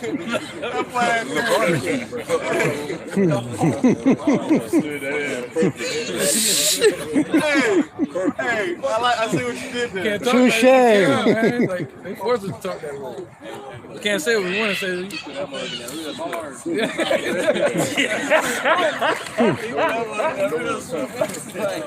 Come on, man. Go. God, this is the book of Psalms, chapter 23 and verse 5. Yeah, because that'll bring a lot of anger and frustration, man. Yeah, man. Come on, Psalm chapter 23 and verse 5. Thou preparest a table before me in the presence of my enemies. Thou anointest my head with oil, my cup runneth over. And the reason why I brought that out, to back up the brother that brought out that Daniel, you see what I'm saying? Because the Lord is setting up that table in the presence of our enemies. You see, the Apostle Tahar just did a video, commentary on the video about how basically these devils, they want to be us. You know how the elders spoke on how Vocab Malone want to be us, because they see that this table that the Lord is setting, you know, before us. Woo, man. He got to stand up That Lord is, you know, and when they see that we right, and we, you know, and we was right doing all this work, remaining, you know, just together, and you know, in the spirit of Yahweh Hashem Yahushua, have been praising them, and they realize that they have not been doing it. They're going to realize within themselves they have erred from the way of truth, and they're not going to be chosen. All right, let's get Jeremiah 51 and 20 real quick. Jeremiah chapter 51 and 20. Thou art my battle axe and weapons of war. For with thee will I break in pieces the nations, and with thee will I destroy kingdoms. And with thee will I break in pieces the horse and his rider. And with thee will I break into pieces the chariot and his rider. Right, so the Lord gonna break all their power that they have in this earth, man. Tanks, planes, whatever they got. You know, and also their power, which is you know, Revelation chapter 6, what they use. You know, the pale horse.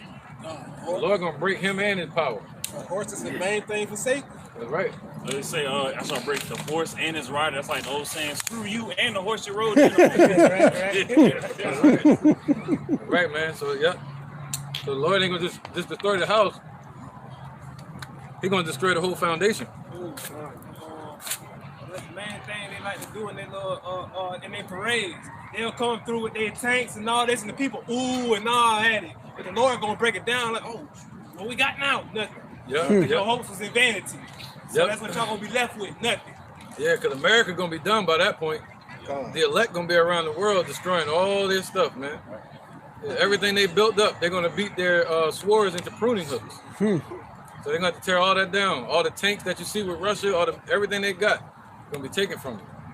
They're gonna become farming tools, technology for that. Hey, and evidence of that is after World War II, Great Britain, all the cots that were made for medicine, they used those cots as fences around the city of London. So when you look at some of the fences, those are actually military cots that were refurbished. They beat their swords into plowshares, and they're going to do it again too. Yep. Jeremiah 51 and 20. Jeremiah chapter 51 and 20. Oh, you already read that. Psalms 144 and 1. Oh, you already read 23? I ain't read 23. Okay. All right, this is Jeremiah chapter 51 and 23.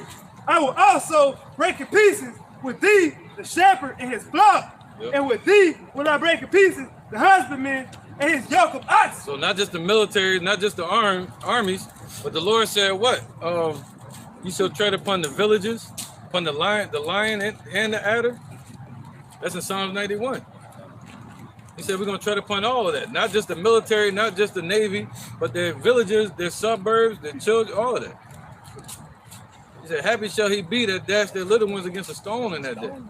Right now, I wouldn't be happy doing that. I'd be like, yo, what am I doing? I'm crazy. I'm a murderer. But in the kingdom, we're going to be joyful about it because we're going to know. Go ahead. And with thee will I break in pieces the captain and the rulers. And I will render unto Babylon and to all the inhabitants of Chaldea all the evil that they have done in Zion in your sight, saith the Lord. And that's spiritual when it's talking about the Chaldeans today. And that's talking about the Illuminati, the elites of Esau, the globalists. They're going to be hunted down, you know?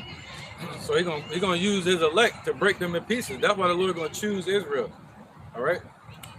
So Psalms 144 and 1, and that'd be it. After that. This is Psalms chapter 144, verse 1. Blessed be the Lord, my strength, which teaches my hands to war and my fingers to fight. Right, so the Lord is going to teach our hands to war in the kingdom, man. And we're not going to do it of our own will.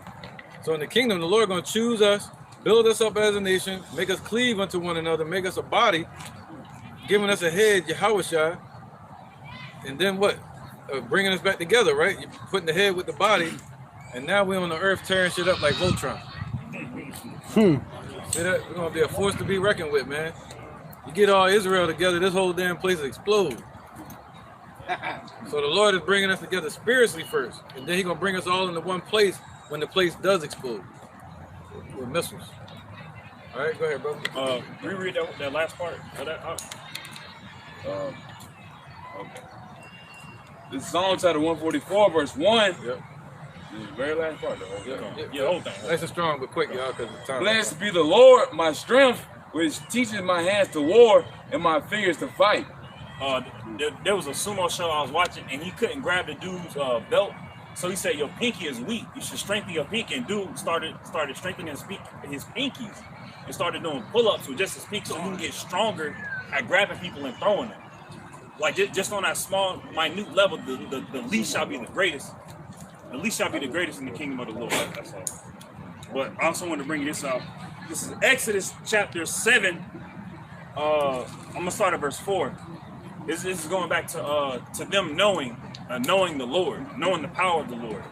But Pharaoh shall not hearken unto you, that I may lay my hand upon Egypt and bring forth mine armies and my people, the children of Israel, out of the land of Egypt by great judgments. And the Egyptians shall know that I am the Lord when I stretch forth mine hand upon Egypt and bring out the children of Israel from among them. So just like in the days of old, the first Exodus, in this Exodus, they are going to know that Yahweh is the Lord, that He is power. And His people, so-called Negroes, Latinos, Native Americans, the Israelites, are His people as well. Right. Can somebody read Isaiah 14 one more time, and that's it? Isaiah chapter 14 and verse 1. For the Lord will have mercy on Jacob and will yet choose Israel and set them in their own land. And the stranger shall be joined with them, and they shall cleave to the house of Jacob. And the people shall take them and bring them to their place, and the house of Israel shall possess them in the land of the Lord for servants and handmaids. And they shall take them captives, who captives they were, and they shall rule over their oppressors. And it shall come to pass in that day that the Lord shall give thee rest from thy sorrow, and from thy fear, and from the hard bondage wherein thou was made to serve. Yep. Oh, go ahead. Verse 4. That thou shalt take up this proverb against the king of Babylon and say, how hath the oppressor ceased? The golden city ceased. The Lord hath broken the staff of the wicked and the scepter of the rulers. He who smote the people in wrath with a continuing stroke. He that ruled the nations in anger is persecuted and none hinder it. There you go. One more. Verse 7. So they're going to be persecuted and nobody's going to be able to stop it. Verse 7. The nations. Go ahead. The whole earth is at rest and is quiet. They break forth into singing. That's it right there, man. All right, so we're going to end it there, man. So that's the breakdown on Isaiah 14. If anybody needs it, you can go back to this video and write your notes. You know what I mean? So that way you can teach it too. And the more we move in that spirit, we have to mock each other at times, you know? The mockingbird type of thing. And we become a body in that way, all right? So with that, we're going to end it there, man. You know, and give praises to the Most High and His Son, Yahushua. Right when they cut their music on, good.